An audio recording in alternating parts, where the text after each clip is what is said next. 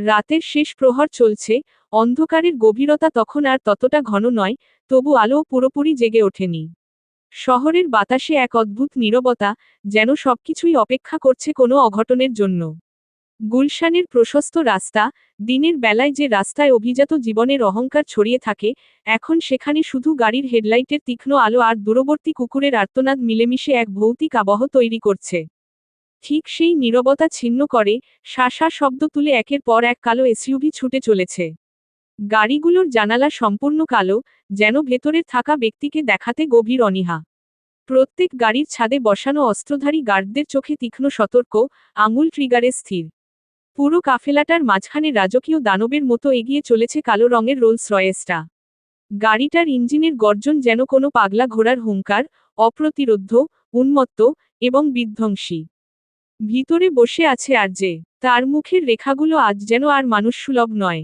চোখের মণিতে জমে আছে এক অদ্ভুত হিংস্রতা, যেন সে আর মানুষ নয়, শিকারী। তার শ্বাস প্রশ্বাস এলোমেলো, বুক ওঠানামা করছে দ্রুত ছন্দে। প্রতিটি নিঃশ্বাস যেন আতারা চিহ্ন গুণের মতো গরম, প্রতিটি প্রশ্বাস যেন মৃত্যুর ঘোষণা।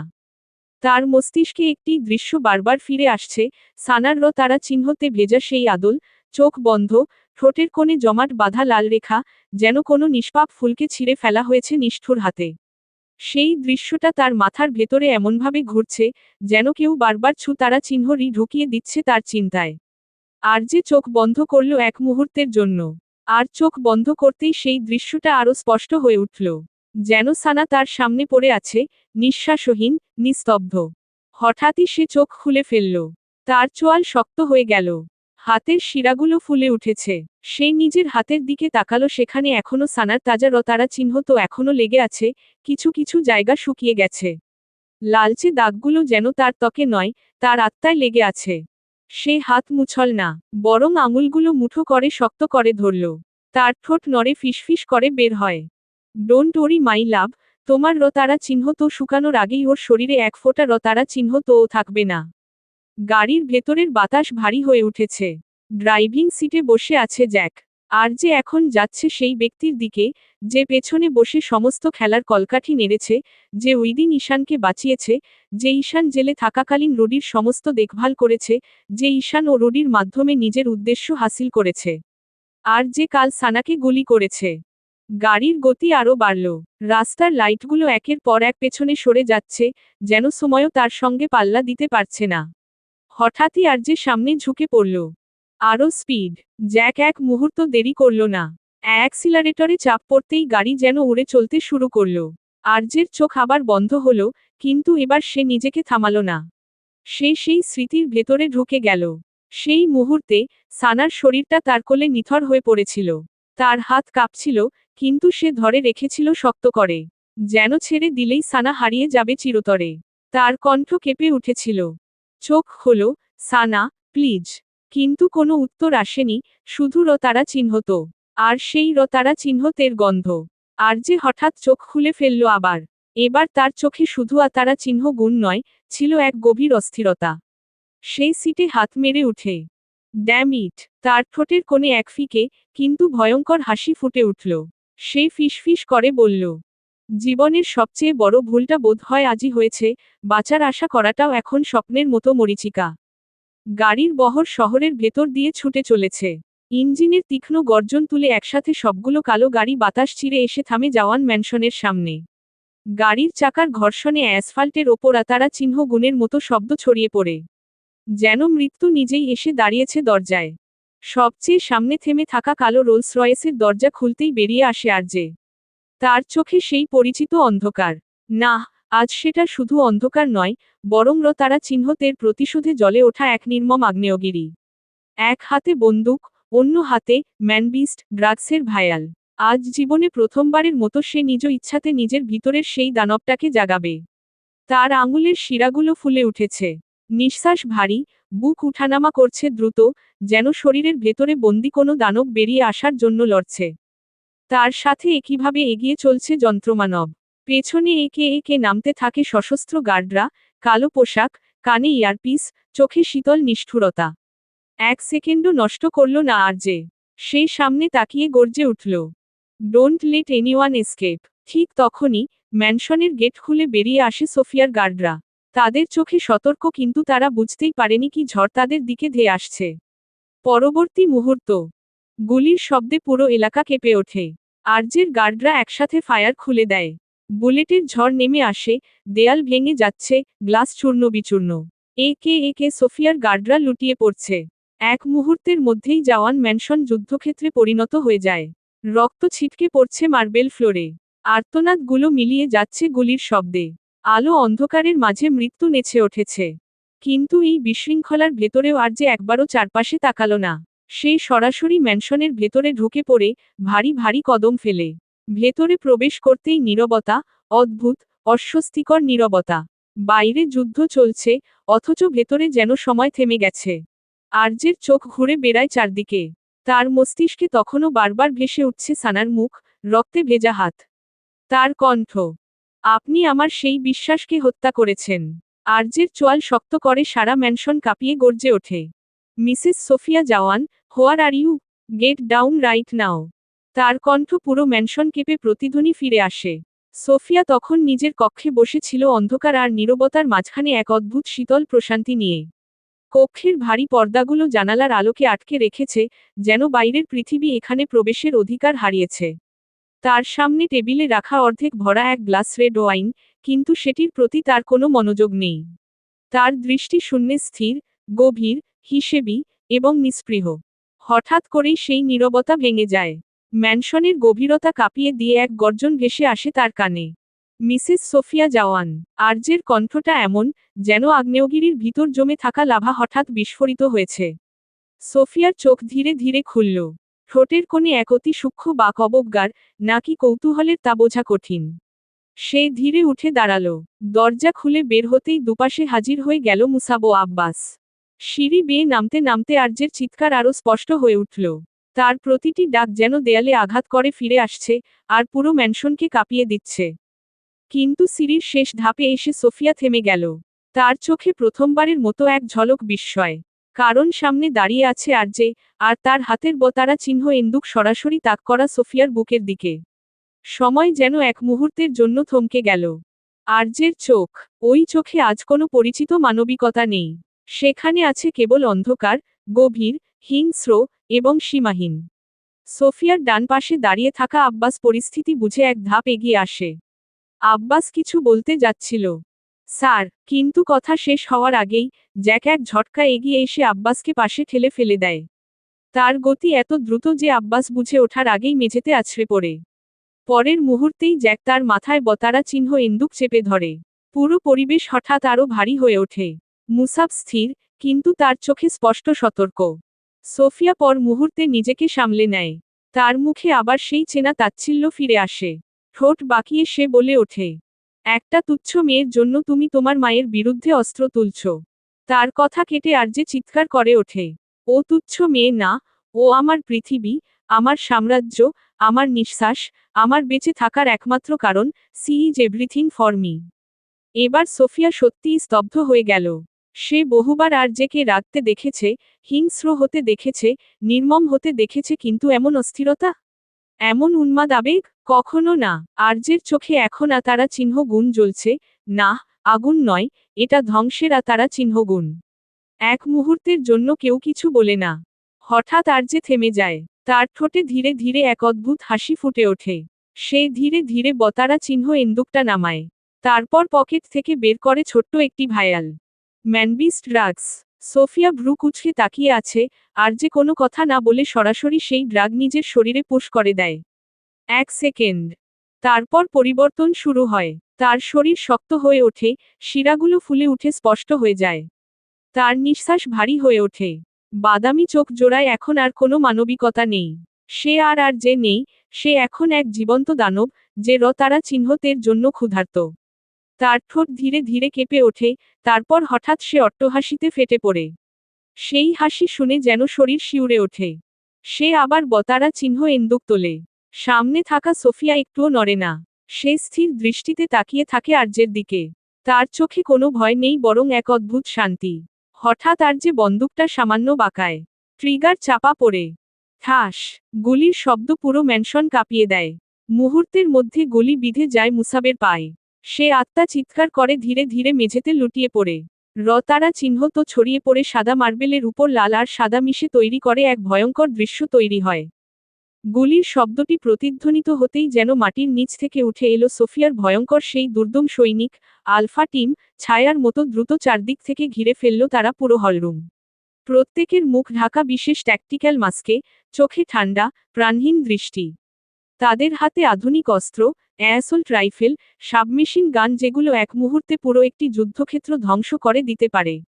তারা সবাই একসাথে বন্দুক তাক করে দাঁড়িয়ে আছে একটি মাত্র লক্ষ্য। আরজে।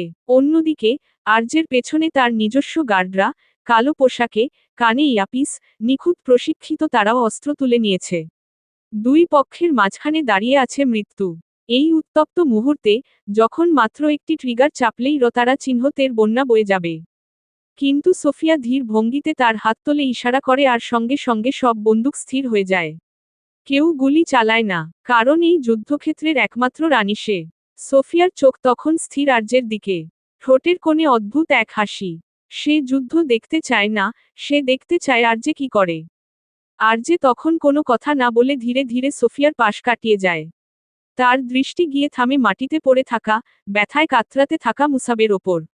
মুসাব, যার পায়ের গলিটা এখনো রক্ত ঝরাচ্ছে, যার নিঃশ্বাস ভারী হয়ে উঠছে ভয়ের চাপে। আরজে তার দিকে তাকিয়ে থাকে কিছুক্ষণ। একটা দীর্ঘ, নিঃশব্দ মুহূর্ত।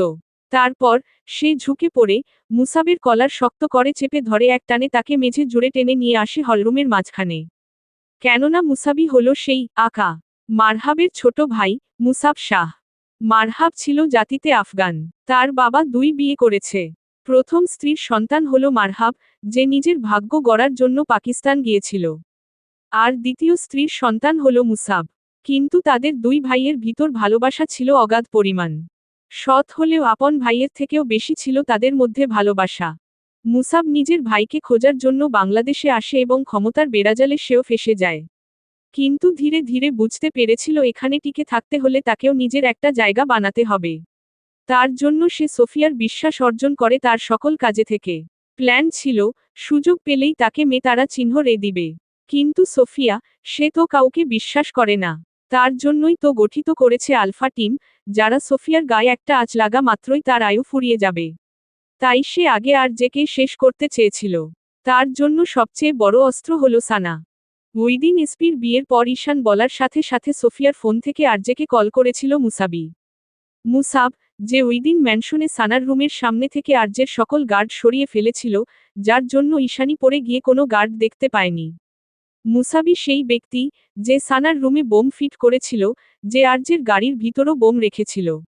মুসাবি সেই ব্যক্তি, যে সোফিয়ার সাথে থেকে তার শক্তি কাজে লাগিয়ে আরজের বিরুদ্ধে লড়েছিল। আর ঈশান তাকে আকা বলছিল, কেননা আফগানিস্তানে চাচাকে আকা বলা হয়।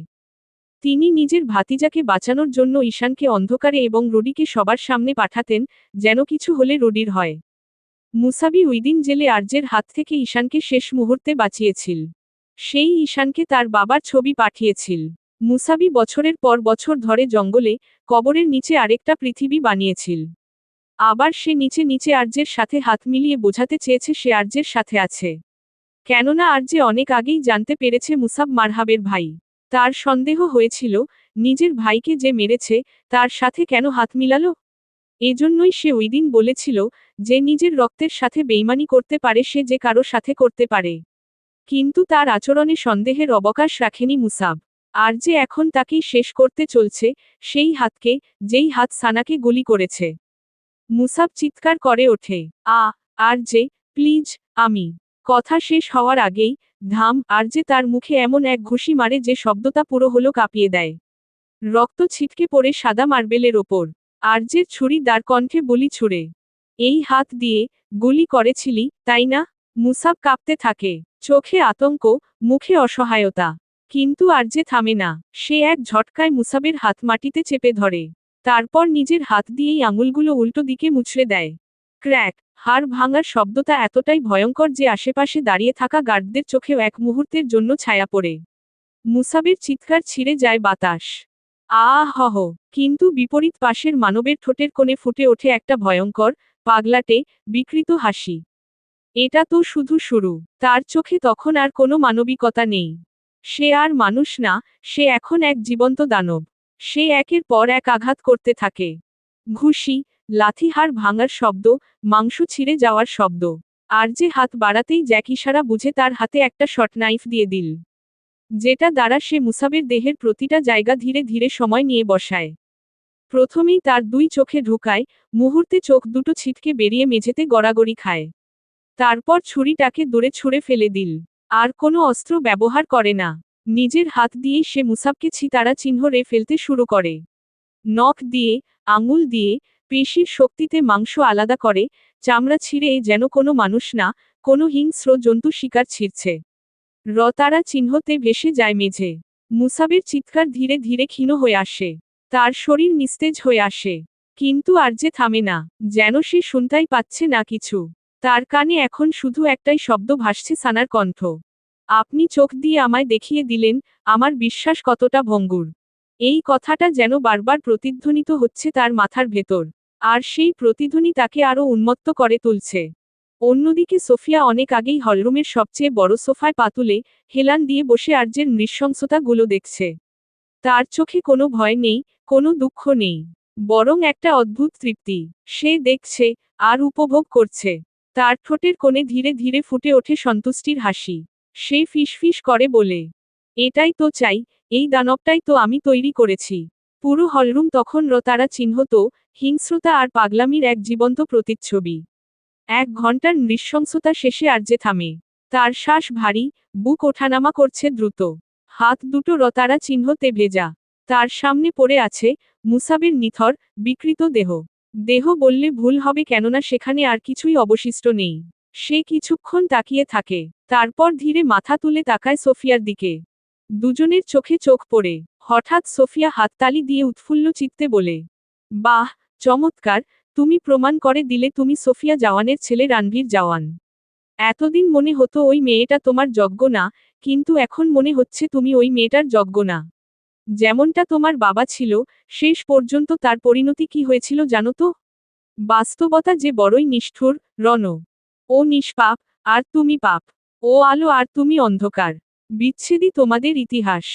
সোফিয়া নিজের বাক্য সম্পন্ন করার পূর্বেই আর্যে চোখ তুলে রতারা চিহ্ন চক্ষুতে তাকায়, সারা ম্যানশন কাঁপিয়ে গর্জে ওঠে সে।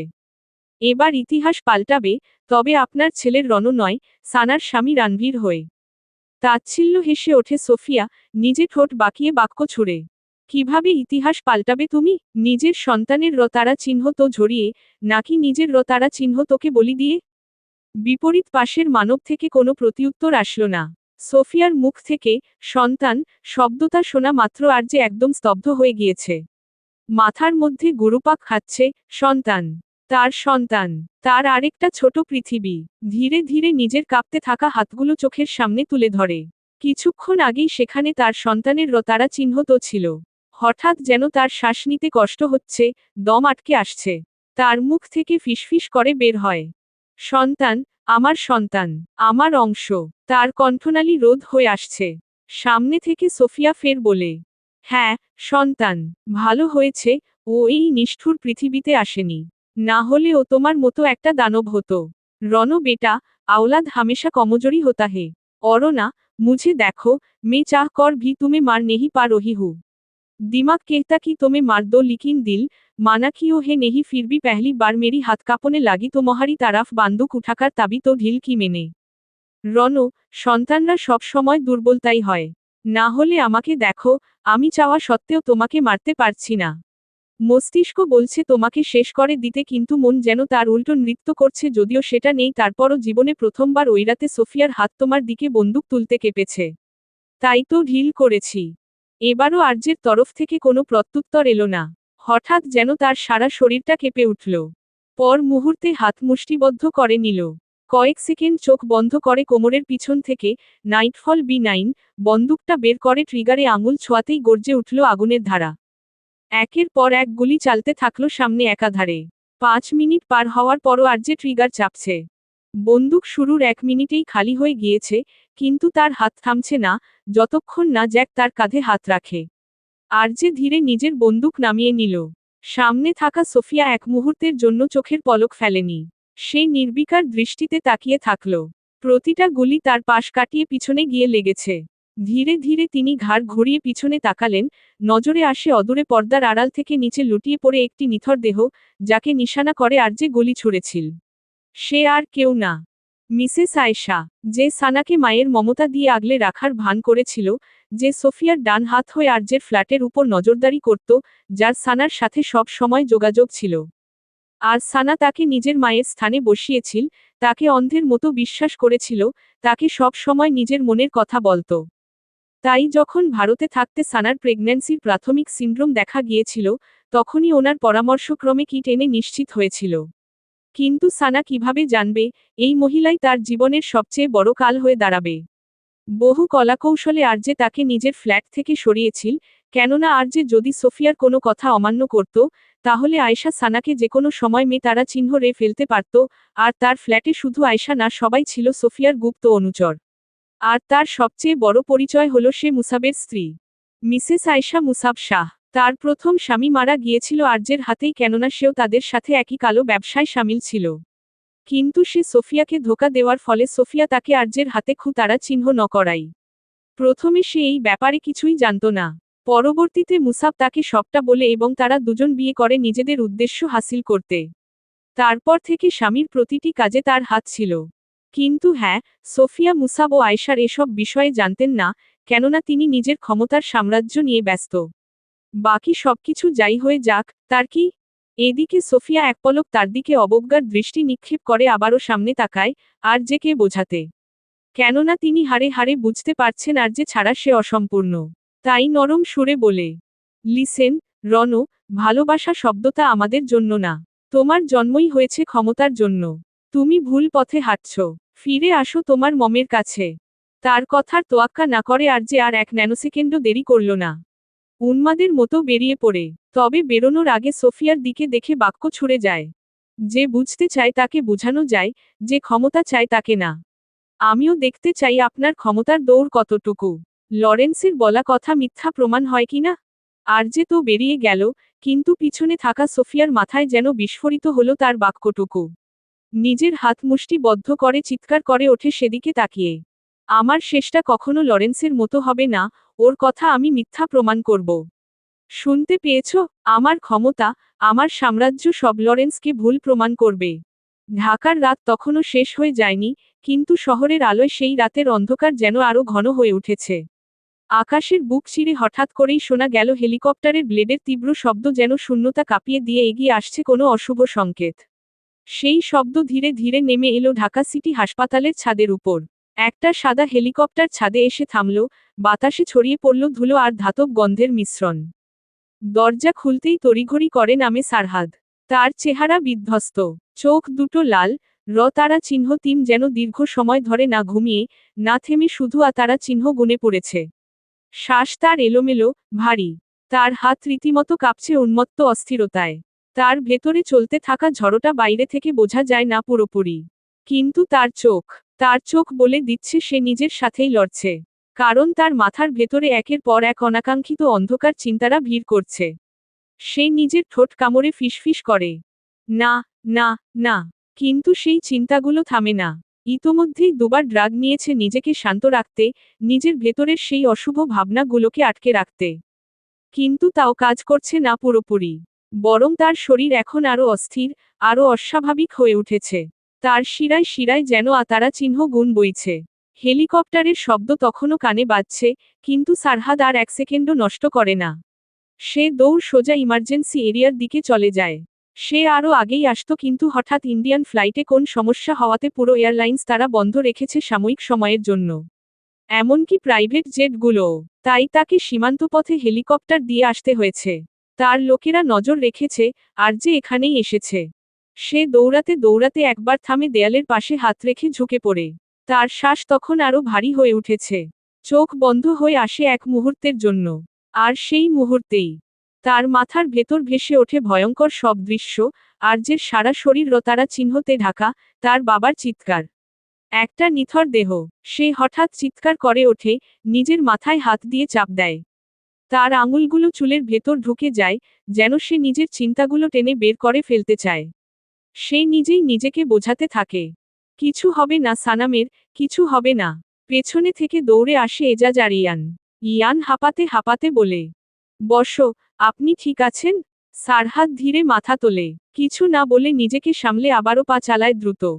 ইমার্জেন্সি রুমের সামনে সারি সারি দাঁড়িয়ে আছে কালো পোশাক পরা সশস্ত্র গার্ড। তাদের মুখে কোনো অভিব্যক্তি নেই, শীতল পাথরের মতো। চোখে কালো চশমা, কানে ইয়ারপিস, হাতে প্রস্তুত অস্ত্র। অনুমতিহীন একটা মাছিরও প্রবেশ করার অবকাশ নেই। সারহাদ এগিয়ে যায় এলোমেলো, নিয়ন্ত্রণহীন পায়ে। মনে হচ্ছে তার শরীর এগোচ্ছে, কিন্তু আত্মা পিছিয়ে পড়ছে। হঠাৎই দুজন গার্ড তার সামনে এসে দাঁড়ায়। একজন হাত তুলে তাকে থামিয়ে দেয়। অন্যজন ঠান্ডা কণ্ঠে শুধালো, স্টপ, নো এন্ট্রি। সেই শব্দটা যেন সারহাদের বুকের ভেতর গিয়ে আঘাত করে। তার কণ্ঠ ভেঙে যায়, সেভাবেই বলে, ভেতরে, সানাম। শব্দগুলো যেন ঠিকমতো বের হতেও চায় না। গলায় জড়িয়ে শ্বাসের সাথে মিশে যাচ্ছে। কিন্তু গার্ডদের চোখে কোনো পরিবর্তন নেই। তারা শুধু তাদের দায়িত্ব পালন করছে। তাদের কাছে সারহাদ কোনো পরিচিত নাম নয়, শুধু একজন অনুপ্রবেশকারী। সারহাদ অসহায়ের মতো আবারও অনুরোধ করে। এই প্রথমবার, বহু বছরের কঠোরতা ভেঙে গিয়ে তার কণ্ঠে স্পষ্ট অসহায়তা ধরা পড়ে। সে আর সেই শক্ত, নির্মম মানুষটি নেই, সে এখন শুধু একজন মানুষ, যে তার প্রিয় মানুষটাকে হারানোর ভয়ে ধ্বংস হয়ে যাচ্ছে। তার হাত দুটো কাঁপছে। সে গার্ডদের দিকে তাকিয়ে আছে, ঠিক সেই মুহূর্তে পেছনে থেকে কাইলিনের কণ্ঠ ভেসে আসে, লেট হিম গো। গার্ডরা এক মুহূর্ত দেরি করে না। তারা সরে দাঁড়ায়। সারহাদের জন্য পথ খুলে যায়, সে আর কিছু না ভেবে দৌড়ে সামনে চলে যায়। একদমে গিয়ে থামে অপারেশন থিয়েটারের দরজার সামনে। লাল আলো জ্বলছে দরজার উপরে। Surgery in progress. সে প্রথম কতক্ষণ দরজা খোলার জন্য চিৎকার, ধাক্কাধাক্কি করেছে। কিন্তু কেউ খোলেনি। তার পাগলামো দেখে একজন নার্স এগিয়ে এসে তাকে সতর্ক করে গেছে, এতে ভিতরের ব্যক্তির অপারেশনে সমস্যা হবে। বাক্যখানা শ্রবণ হতেই সারহাদ একদম নিঃশব্দ হয়ে যায়। কিতকাল পর সে ধীরে ধীরে হাঁটু গেড়ে বসে পড়ে। যেন তার শরীর আর তাকে বহন করতে পারছে না।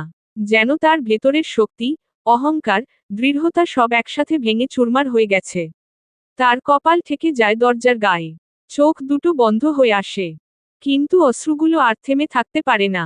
প্রথমে নিঃশব্দে, তারপর ক্রমশ ভারী হয়ে উঠতে থাকে তার শ্বাস, আর সেই শ্বাসের ফাঁক গলে বেরিয়ে আসে দমবন্ধ করা কণ্ঠ। সানাম। শব্দটা এতটাই ক্ষীণ, এতটাই ভাঙা যেন সে নিজেরই কণ্ঠ চিনতে পারছে না। সে হঠাৎই আবারও দরজায় ধাক্কা দেয়, একবার, দুইবার, বারবার। প্লিজ, ওপেন দ্য ডোর, আমি শুধু ওকে একবার দেখতে চাই, প্লিজ। তার কণ্ঠ করিডোরে প্রতিধ্বনিত হয়ে ফিরে আসে, কিন্তু ভেতর থেকে কোনো সাড়া আসে না। কেউ দরজা খোলে না, কেউ তাকে উত্তর দেয় না।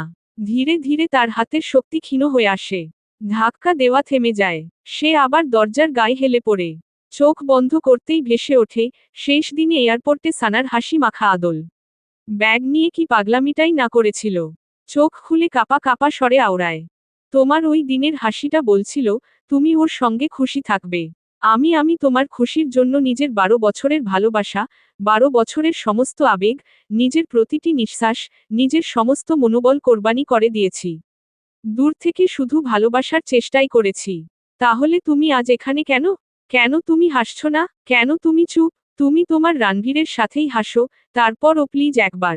তার কথা গলা জড়িয়ে আসছে। যেন শব্দগুলো বেরুতে চাইছে না। তুমি কি জানো সানাম, আমি 12 বছর দূরে থেকেও তোমাকে অনুভব করেছি। তোমার জন্য প্রতিটি রাত কেঁদেছি।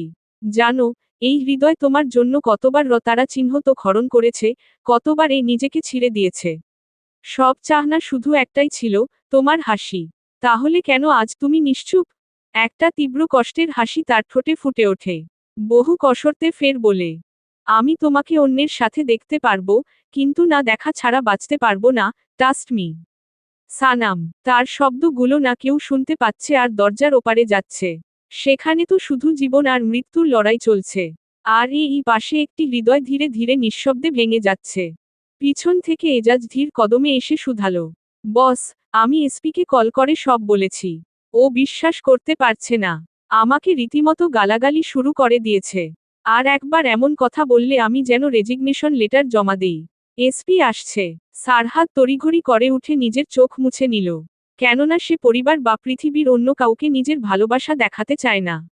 একটা শ্বাস টেনে নিয়ে বলে, ও ঠিক মতো গাড়ি চালিয়ে আসতে পারবে না। তুমি যাও। এজাজ ওকে বসো বলে চলে যায়। ঢাকা সিটি হসপিটালের করিডোরটা দীর্ঘ, নির্জন। তবু আজ যেন সেই নির্জনতাও ভেঙে গেছে এক অদৃশ্য চাপে। সাদা দেয়ালগুলোতে লেগে আছে আতঙ্কের ছাপ, বাতাসে জমে আছে অজস্র অপ্রকাশিত শব্দ, অগণিত দমিয়ে রাখা চিৎকার। অপারেশন থিয়েটারের লাল আলোটা জ্বলছে স্থিরভাবে, ঠিক একটা নিষ্ঠুর সংকেতের মতো, যা বলে দিচ্ছে, ভেতরে যুদ্ধ চলছে জীবন আর মৃত্যুর মধ্যে, আশা আর অন্ধকারের মধ্যে। সেই দরজার সামনে দাঁড়িয়ে আছে ভিতর থেকে ধীরে ধীরে ভেঙে পড়া সারহাদ। দেয়ালের পাশে দাঁড়িয়ে, মাথা নিচু, হাত দুটো শক্ত করে চেপে ধরা। তার চোখে রতারা চিহ্ন, ক্লান্তি, ঠোঁট শুকিয়ে গেছে। সে নিজেকে সামলে রাখার চেষ্টা করছে, কিন্তু ভেতরে তার সমস্ত নিয়ন্ত্রণ ভেঙে চুরমার হয়ে যাচ্ছে। হঠাৎ করেই করিডোরের দরজা ধাক্কা খেয়ে খুলে যায়। এক ঝটকায়, প্রায় হুড়মুড়িয়ে ভেতরে ঢুকে পড়ে এসপি এলোমেলো চিত্তে পা ফেলে।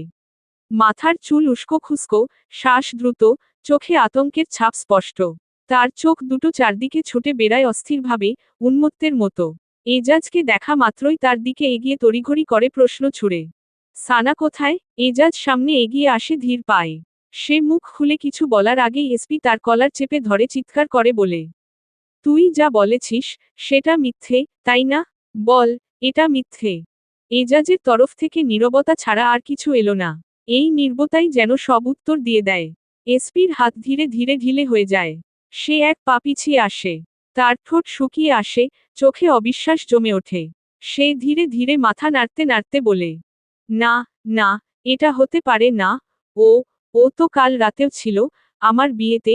ও নিজে দাঁড়িয়ে আমার বিয়ে দিয়েছিল, আমাকে পাঞ্জাবিতে দেখে বলছিল, আজ তোকে দেখে মনে হচ্ছে মানুষ হয়েছিস। একটা দমবন্ধ করা নিঃশ্বাস টেনে নিয়ে ফের ফিসফিস করে, তাহলে আজ কিভাবে? তার বাক্য শেষ করার আগে চোখ পড়ে সারহাদের দিকে। সারহাদ দাঁড়িয়ে আছে, চোখ লাল, মুখ শক্ত, কিন্তু ভেতরে ঝড় বয়ে যাচ্ছে। এসপি এক মুহূর্ত তার দিকে তাকিয়ে, দ্রুত এগিয়ে আসে। কাপা কাপা স্বরে বলে, ব্রো, তুমি বল, এটা মিথ্যে, তাই না? এসপি সারহাদের কাঁধ ধরে ঝাঁকিয়ে ওঠে। বলো, ওই ওই কটকটিটা ঠিক আছে, তাই না? সারহাদ কিছুক্ষণ চুপ করে থাকে। এই নীরবতা এসপির জন্য যেন মৃত্যুদণ্ডের মতো। এসপি এক ঝটকায় নিজের ভাইকে জড়িয়ে ধরে। তার কণ্ঠ ভেঙে যায়। ব্রো, কিছু বলছো না কেন?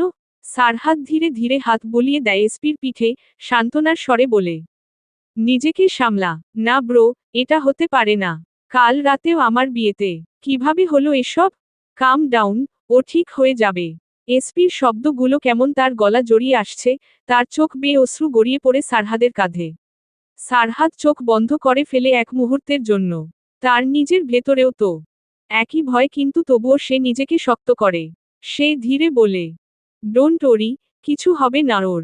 এসপি মাথা তুলে তাকায়, তার চোখে এক ফোঁটা আশার আলো জ্বলে ওঠে।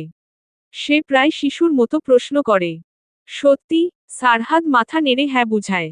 এসপি ফের বলে, আমার বিয়ের আনন্দে আমি বুঝতেই পারিনি। এটা তোর দোষ না। কিন্তু এসপি মানতে চাইছে না। সে মনে নিজেকে দোষারোপ করছে। সারহাদকে ছেড়ে এগিয়ে যায় কাইলিনের কাছে, কি হয়েছে তা জানার জন্য। করিডোরের সেই ভারী, শ্বাসরুদ্ধকর নীরবতার ভেতর, যেখানে অপারেশন থিয়েটারের দরজার লাল বাতিটা নির্দয়ভাবে জ্বলছে, যেন এখানের প্রতিটি নিঃশ্বাসে জমে আছে ভয়, অস্থিরতা, আর এক অজানা আশঙ্কা। সারহাদ আর এসপি দরজার সামনে দাঁড়িয়ে, দুজনের চোখেই অপেক্ষা, দুজনের বুকেই ঝড়। ঠিক তখনই করিডোরের দূর প্রান্তে হঠাৎ প্রবেশ ঘটে উন্মাদের মতো ছুটে আসা এক মানবের। সবাই একসাথে তাকায়। আর সেই মুহূর্তে নজরে আসে এলোমেলো আরজেকে। কিন্তু এটা সেই চিরচেনা আরজে নয়, যে সবসময় দৃঢ়, হিংস্র, নিয়ন্ত্রণে থাকা এক মাফিয়া। এটা যেন ভেঙে পড়া এক মানুষ। তার শার্টে শুকিয়ে যাওয়া রতারা চিহ্নের দাগ, কিন্তু কিছু জায়গায় এখনো তাজা, যেন সে এখনো সেই মুহূর্ত থেকে বের হতে পারেনি। তার চোখ লাল, রক্তাভ, ঘুমহীন, উন্মত্ত। শ্বাস ভারী, মনে হচ্ছে প্রতিটি নিঃশ্বাসে সে নিজের ভেতরের তারা চিহ্ন গুণটাকে দমিয়ে রাখার চেষ্টা করছে। তার হাতে এখনো শক্ত করে ধরা সেই বন্দুক। টলমল পা ফেলে কোনো মেশে থামে সেই দরজার সামনে, অপারেশন থিয়েটার। সানা ভেতরে, বাইরে দুইজন ডাক্তার, যারা কিছুক্ষণ আগেও পাশে দাঁড়িয়ে কথা বলছিল আরজেকে দেখেই হঠাৎ চুপ হয়ে যায়। তাদের চোখে মুখে আতঙ্ক। একজন আরেকজনের দিকে তাকায়। তারপর কোনো কথা না বলেই সরে যায় পাশ কাটিয়ে। কারণ তাদের মনে পড়ে যায় রাতের দিকে যখন আরজে প্রথম সানাকে হাসপাতালে নিয়ে এসেছিল। তখন সে কি পাগলামিটাই না করেছিল। একজন মানুষ ভালোবাসার জন্য কতটা ভয়ঙ্কর হতে পারে, তার জীবন্ত প্রমাণ যেন আরজে। আরজে কোলের মধ্যে নিস্তেজ সানা নিয়ে এসে ডাক্তারের সাথে কি চিৎকার চেঁচামেচি করেছিল। রীতিমতো ডাক্তার, নার্সদের হুমকি ও যখন একজন ডাক্তার বলেছিল, পেশেন্টের অতিরিক্ত ব্লাড লসের ফলে বাঁচবে কিনা। তার বাক্য সম্পন্ন করার আগেই আরজে তার বাহুতে গুলি চালিয়ে দিয়েছিল। পরবর্তীতে রিজভি ও তার মা এখানকার সিনিয়র ডক্টর সাইয়েদা মিলে তাকে শান্ত করে। ডক্টর সাইয়েদা তাকে আশ্বস্ত করে কিছু হবে না, তারপরও আরজে সানাকে জড়িয়ে ধরে বারবার অনুনয় করছিল। প্লিজ ওয়াইফি, চোখ খোলো। একবার, শুধু একবার, দেখো আমার শ্বাসগুলো কেমন আটকে আসছে। আমি আর পারছি না। তুমি তো বলেছিলে, আমাকে কোনোদিনও ছেড়ে যাবে না। তাহলে এই নিয়ে নীরবতা কেন? এত নিষ্ঠুর শাস্তি কেন আমাকে দিচ্ছ? রিজভি আর জ্যাক মিলে তাকে টেনে অন্য দিকে নিয়ে যায়। আরজে তাদের সরিয়ে ফেলার চেষ্টায়। সেখান থেকেই ফের জড়িয়ে আসা গলায় চিৎকার করে ওঠে। হে আল্লাহ, তুমি তো জানো, ও ছাড়া আমার আর কেউ নেই, কিছুই নেই। তাহলে কেন তাকে এভাবে নিস্তব্ধ করে রাখেছে? শুনতে পাচ্ছ? এই মেয়ে শুনতে পাচ্ছ? চোখ খোলো, আমি বলছি চোখ খোলো, কথা বলো, চিৎকার করো, তোমার রানভীরকে গালি দাও। কিন্তু এভাবে চুপ থেকো না। এই নীরবতা আমার সহ্য হচ্ছে না। আরজে চিৎকারে নার্সরা থমকে গিয়েছিল। কেউ এগোতে পারছিল না। আরজে রিজভিদের ফেলে দরজার সামনে দাঁড়িয়ে দরজা চেপে ধরে পাগলের মতো ধাক্কাতে শুরু করেছিল। নার্সরা কাঁদতে শুরু করেছিল। ডাক্তাররা একে অন্যের দিকে তাকাচ্ছিল। কেউ কিছু বলতে পারছিল না। তারা আরজেকে শুধু ক্যামেরার সামনে দেখেছে, কিন্তু ক্যামেরার পিছনে কেউ কাউকে এতটা ভালোবাসতে পারে তাও আরজের মতো পুরুষ, এটা তাদের কল্পনার বাহিরে ছিল। নিজেদের ভ্রম ছুটিয়ে দুজন ডাক্তারই চলে গেল। এদিকে আরজে ধীরে ধীরে দরজার সামনে এসে দাঁড়ায়। তার হাত ওঠে দরজার দিকে। তার বুক ওঠানামা করছে দ্রুত। তার মনে পড়ে যায় সোফিয়ার কথা, সন্তান। সানা প্রেগন্যান্ট ছিল, এই শব্দটা যেন তার মাথার ভেতর প্রতিধ্বনি তুলছে। সে স্থির হয়ে যায়। তার শ্বাস হঠাৎ কেঁপে ওঠে, ঠোঁট থেকে ফিসফিস করে বের হয়। আমার, আমার বাচ্চা। এক পা পিছিয়ে যায় সে। হঠাৎই বিস্ফোরণের মতো ভেঙে পড়ে এসপি। সে আর নিজেকে ধরে রাখতে পারে না। দ্রুত পায়ে এগিয়ে এসে এক ঝটকায় আরজের কলার চেপে ধরে, এতটাই শক্ত করে, যেন তার হাতের ভেতর জমে থাকা সব রাগ, ভয়, অপরাধবোধ একসাথে বিস্ফোরিত হচ্ছে। আরজে সামান্য টললেও পড়ে না।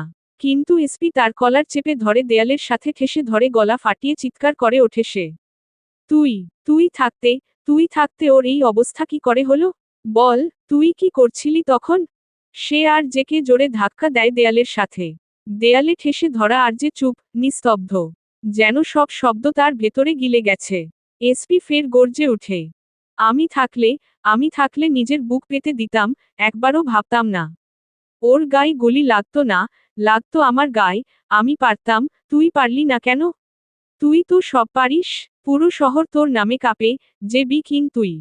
কিন্তু আজ তুই কিছুই পারলি না তুই। এসপির গলা জড়িয়ে আসছে, শব্দগুলো কেমন কণ্ঠস্বর থেকে বের হতে চাইছে না। এবার সে ধীরে ধীরে হাত ছেড়ে দেয়। তার হাত কাঁপছে স্পষ্ট। সে এক পা পিছিয়ে যায়। তার চোখে রাগ নেই, আছে শুধু অসহায়তা আর ভাঙা বিশ্বাস। তুই জানিস, যতবার আমি ভেঙে পড়েছি, বিপদে পড়েছি, সবসময় ও আমার সাথে ছিল, আমাকে তুলে দাঁড় করিয়েছে, আর আজ আমি কিছুই করতে পারছি না। এসপি দরজার দিকে তাকিয়ে ধীরে ধীরে নিচে বসে পড়ে। আমার পেস্ট্রিকে, আমি কখনো ওকে কাঁদতে দেইনি, একটা আছড়ও লাগতে দেইনি, আর তুই ওকে রতারা চিহ্নতে ভাসিয়ে দিলি। আমার সামনে বড় হয়েছে, যাকে আমি নিজের চোখের সামনে আগলে রেখেছি, যে কখনো একা রাস্তায় হাঁটলে আমি ছায়ার মতো পাশে থেকেছি, ওর দিকে কেউ খারাপ চোখে তাকালে আগে আমি দাঁড়িয়েছি। আর তুই থাকতে ওর গায়ে গুলি লাগে কিভাবে? আজ বিপরীত পাশ থেকে কোন শব্দ এলো না। আর যে কখন থেকে একটা কথাই বিড়বিড় করছে।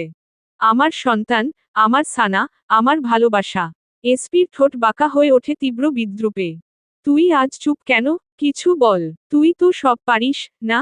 তোর একটা ইশারায় মানুষ গায়েব হয়ে যায়, কিন্তু আজ একটা নিষ্পাপ প্রাণকে রক্ষা করতে পারলি না? কিন্তু এবারও বিপরীত পাশ থেকে কোনো প্রত্যুত্তর আসলো না, কেননা আরজের তার ভিতরে এখন একটাই শব্দ ঘুরপাক খাচ্ছে। করিডোরের বাতাস জমে যায়। দূরে দাঁড়িয়ে থাকা গার্ডরাও নিঃশ্বাস আটকে রাখে। অদূরে দাঁড়িয়ে থাকা সারহাদ তার চোখ মুখ বন্ধ হয়ে আসছে। সে স্পষ্ট বুঝতে পারছে তার মেন্টাল ব্রেকডাউন হচ্ছে। মানে সে আর বেশিক্ষণ এখানে থাকতে পারবে না, হয় সে কি করে ফেলবে ওই দিনের মতো পড়ে আর মনে থাকবে না। তাই তাকে একটা নিরাপদ জায়গায় যেতে হবে নিজেকে শান্ত করার জন্য। তার কাঁপতে থাকা হাত দেখে এজাজ এগিয়ে আসে। বসো, মনে হচ্ছে আপনার। সারহাদ তার বলার আগেই মাথা নেড়ে হ্যাঁ বুঝায়। সে যাওয়ার আগে ইয়ানকে বলে যায়, এসপিকে নিয়ে আসো, না হয় সেও অসুস্থ হয়ে যাবে। আর মহলে গিয়ে সানিতাকে নিয়ে আসো, ও সানামের জন্য কান্নাকাটি করছে। ইয়ান ওকে বসো বলে চলে যায় এসপির দিকে। আর যে এখনো দরজার সামনে দাঁড়িয়ে। তার চোখ স্থির, কিন্তু সেই স্থিরতার ভেতরে ঝড় চলছে।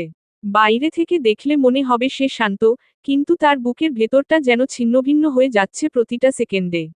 তার মাথার ভেতর একটাই শব্দ ঘুরপাক খাচ্ছে, আমার তারা চিহ্ন তো।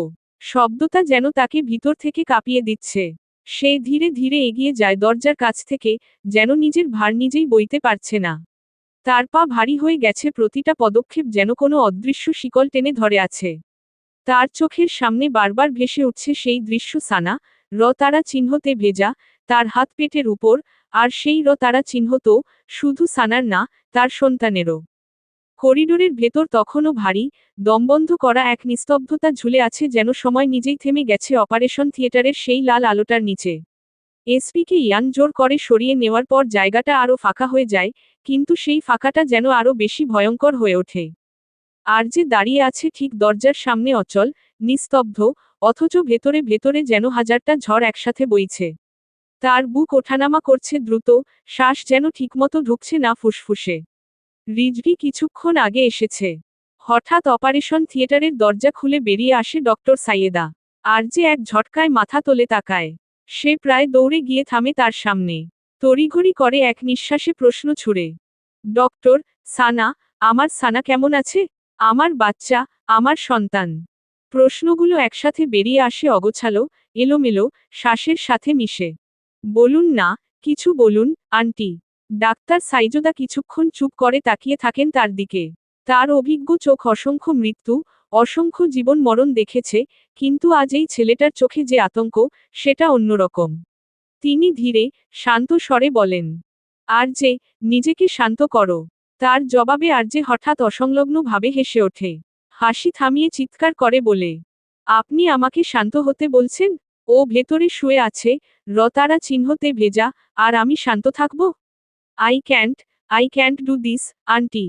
পিছন থেকে রিজভি এবার একটু এগিয়ে এসে তার কাঁধে হাত রাখে। ডক্টর সাইয়েদা নরম স্বরে বলে, লিসেন আরজে, গুলিটা সরাসরি ভ্রূণে লাগেনি। এক মুহূর্তে আরজের চোখ স্থির হয়ে যায়।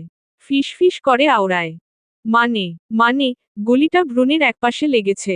আমরা চেষ্টা করলে বাচ্চাটাকে বাঁচানো সম্ভব। এই কথাটা যেন বজ্রপাতের পর হঠাৎ আলোর ঝলকেক মতো ধরা দিল আরজের চোখে। ঠোঁটে এক টুকরো হাসি ফুটিয়ে বলে, আমার বাচ্চা বাঁচবে, সানা আর আমার বাচ্চা, দুজনেই। হ্যাঁ, আর যে কিন্তু। কিন্তু কি, আন্টি? ডাক্তার সাইজোদা গভীর শ্বাস নিয়ে বলেন। কিন্তু প্রচুর ব্লাড লস হয়েছে, খুব বেশি। এই অবস্থায় দুজনকে একসাথে বাঁচানো খুবই কঠিন। আরজের চোখ বড় হয়ে যায়। এক মুহূর্তের আলো পরমুহূর্তেই নিভে যায়। সে মাথা নেড়ে বলে, না, না, আপনি মিথ্যে বলছেন। আপনি ওকে বাঁচাবেন, দুজনকেই বাঁচাবেন। আমি যা চাইবেন দেব, যা লাগবে করব, শুধু। আর যে, এটা কোনো ডিল না, তোমাকে এখনই ডিসিশন নিতে হবে। মা, নাকি সন্তান? এই দুইটা শব্দ যেন আরজের পৃথিবীটা থামিয়ে দেয়। সে স্থির হয়ে যায়। তার কান যেন বন্ধ হয়ে গিয়েছে। চারপাশের সব শব্দ মিলিয়ে যায়। শুধু একটা শব্দ বারবার প্রতিধ্বনিত হয়, মা, নাকি সন্তান। তার বুকের ভেতর কিছু একটা ভেঙে পড়ে। সে পিছিয়ে যায় এক পা। তার চোখে তখন আর হিংস্রতা নেই, আছে শুধু অসহায়তা। তার কণ্ঠ শুকিয়ে আসছে। কণ্ঠনালী থেকে কোন শব্দ নিঃসৃত হয় না। চোখের সামনে ভেসে ওঠে সানার হাসি, তার কণ্ঠ, তার অভিমান, তার ওয়াইফি বলে ডাকা। আর অন্যদিকে একটা অনাগত প্রাণ, যে এখনো পৃথিবী দেখেনি, সে দুহাতে মাথা চেপে ধরে। এদিকে ডক্টর সাইয়েদা তাকে তাড়া দিতে থাকে, তাড়াতাড়ি বলার জন্য। আর যে ধীরে ধীরে চোখ বন্ধ করে। তার বুক ওঠানামা করছে ভারীভাবে। কয়েক সেকেন্ড, কিন্তু সেই কয়েক সেকেন্ড যেন এক যুগের সমান। তারপর সে চোখ খোলে। চোখের কোণে জল চিকচিক করছে। ফিসফিস করে আওড়ায়, সানা, ওকে আমার চাই। আমি ওকে ছাড়া বাঁচতে পারবো না, আমার বাচ্চা। অবশেষে চিকচিক করা অশ্রুটুকু গড়িয়ে পড়ে সে মাথা নাড়তে নাড়তে বলে, আমার বাচ্চা, ও আবার আসবে। কিন্তু সানা, ও একটাই। করিডোর নিঃশব্দ হয়ে যায়। ডক্টর সাইয়েদা ধীরে মাথা নাড়েন। রিজভি একটা ফাইল এগিয়ে দেয় আরজের দিকে। সাইন করতে হবে, ইয়েয়ার। আরজে ফাইলটার দিকে তাকিয়ে থাকে। এই একটা কাগজ, কিন্তু তার কাছে এটা যেন মৃত্যুদণ্ডের আদেশ। সে কলমটা তুলে নেয়। তার হাত কাঁপছে স্পষ্ট, এতটাই কাঁপছে যে ঠিকমতো ধরতেও পারছে না। তার চোখ ঝাপসা হয়ে আসছে। জীবনে সে কত কাগজে সাইন করেছে, ডিল, চুক্তি, মৃত্যু। একটা সাইন মানেই ছিল একটা সিদ্ধান্ত।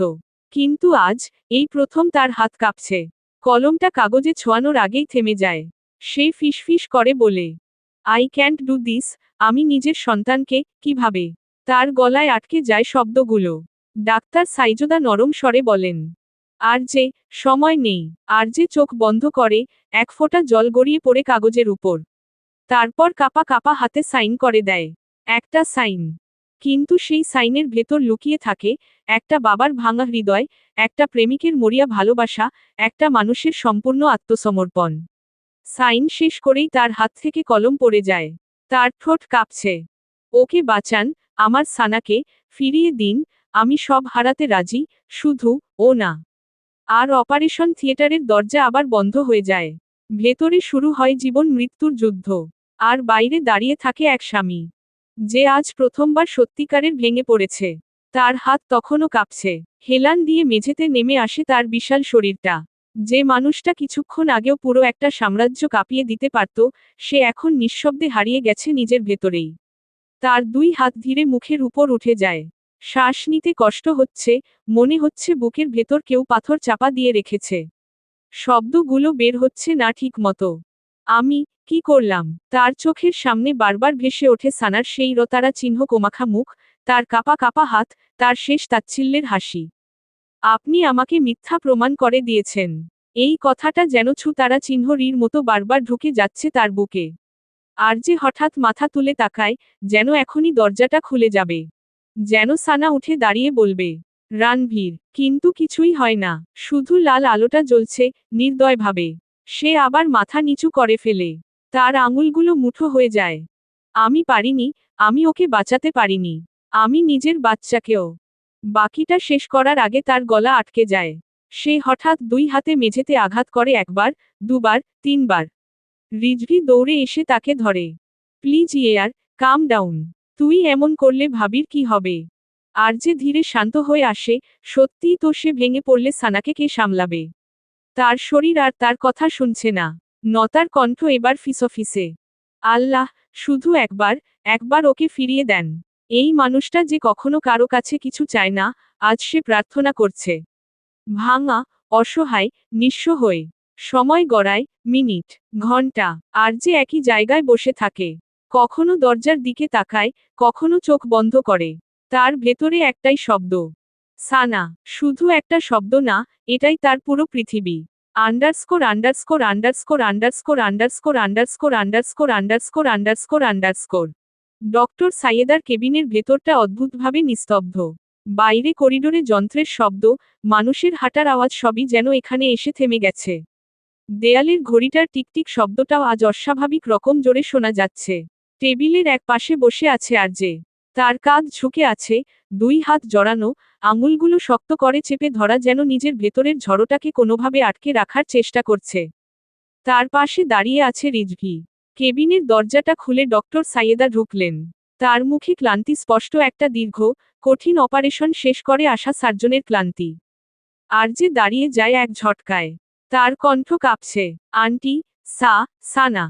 একটা মুহূর্ত, ডক্টর সাইয়েদা তাকিয়ে থাকেন তার দিকে। তারপর খুব ধীরে বলেন, অপারেশন সফল হয়েছে। এই তিনটা শব্দই যেন আর্যের পুরো পৃথিবী বদলে দেয়।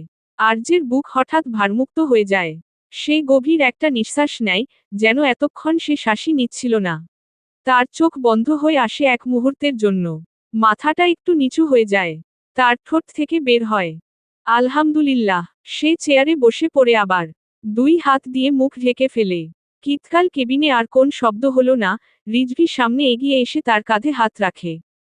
দেখেছিস, আমি বলেছিলাম কিছু হবে না। কিন্তু আর্যের থেকে কোন প্রত্যুত্তর এলো না। সে শুধু নিঃশব্দে বসে থাকে, যেন এই মুহূর্তটা নিজের মধ্যে ধরে রাখতে চায়। ডক্টর সাইয়েদা চেয়ার টেনে বসেন। তারপর একটু থেমে বলেন, তবে এই শব্দটা শুনেই আর্যে আবার মাথা তোলে। তার চোখে ফের আতঙ্ক ফিরে আসে। কি? ডক্টর সাইয়েদা ধীরে বলেন, ওর শরীর অনেক দুর্বল, প্রচুর ব্লাড লস হয়েছে।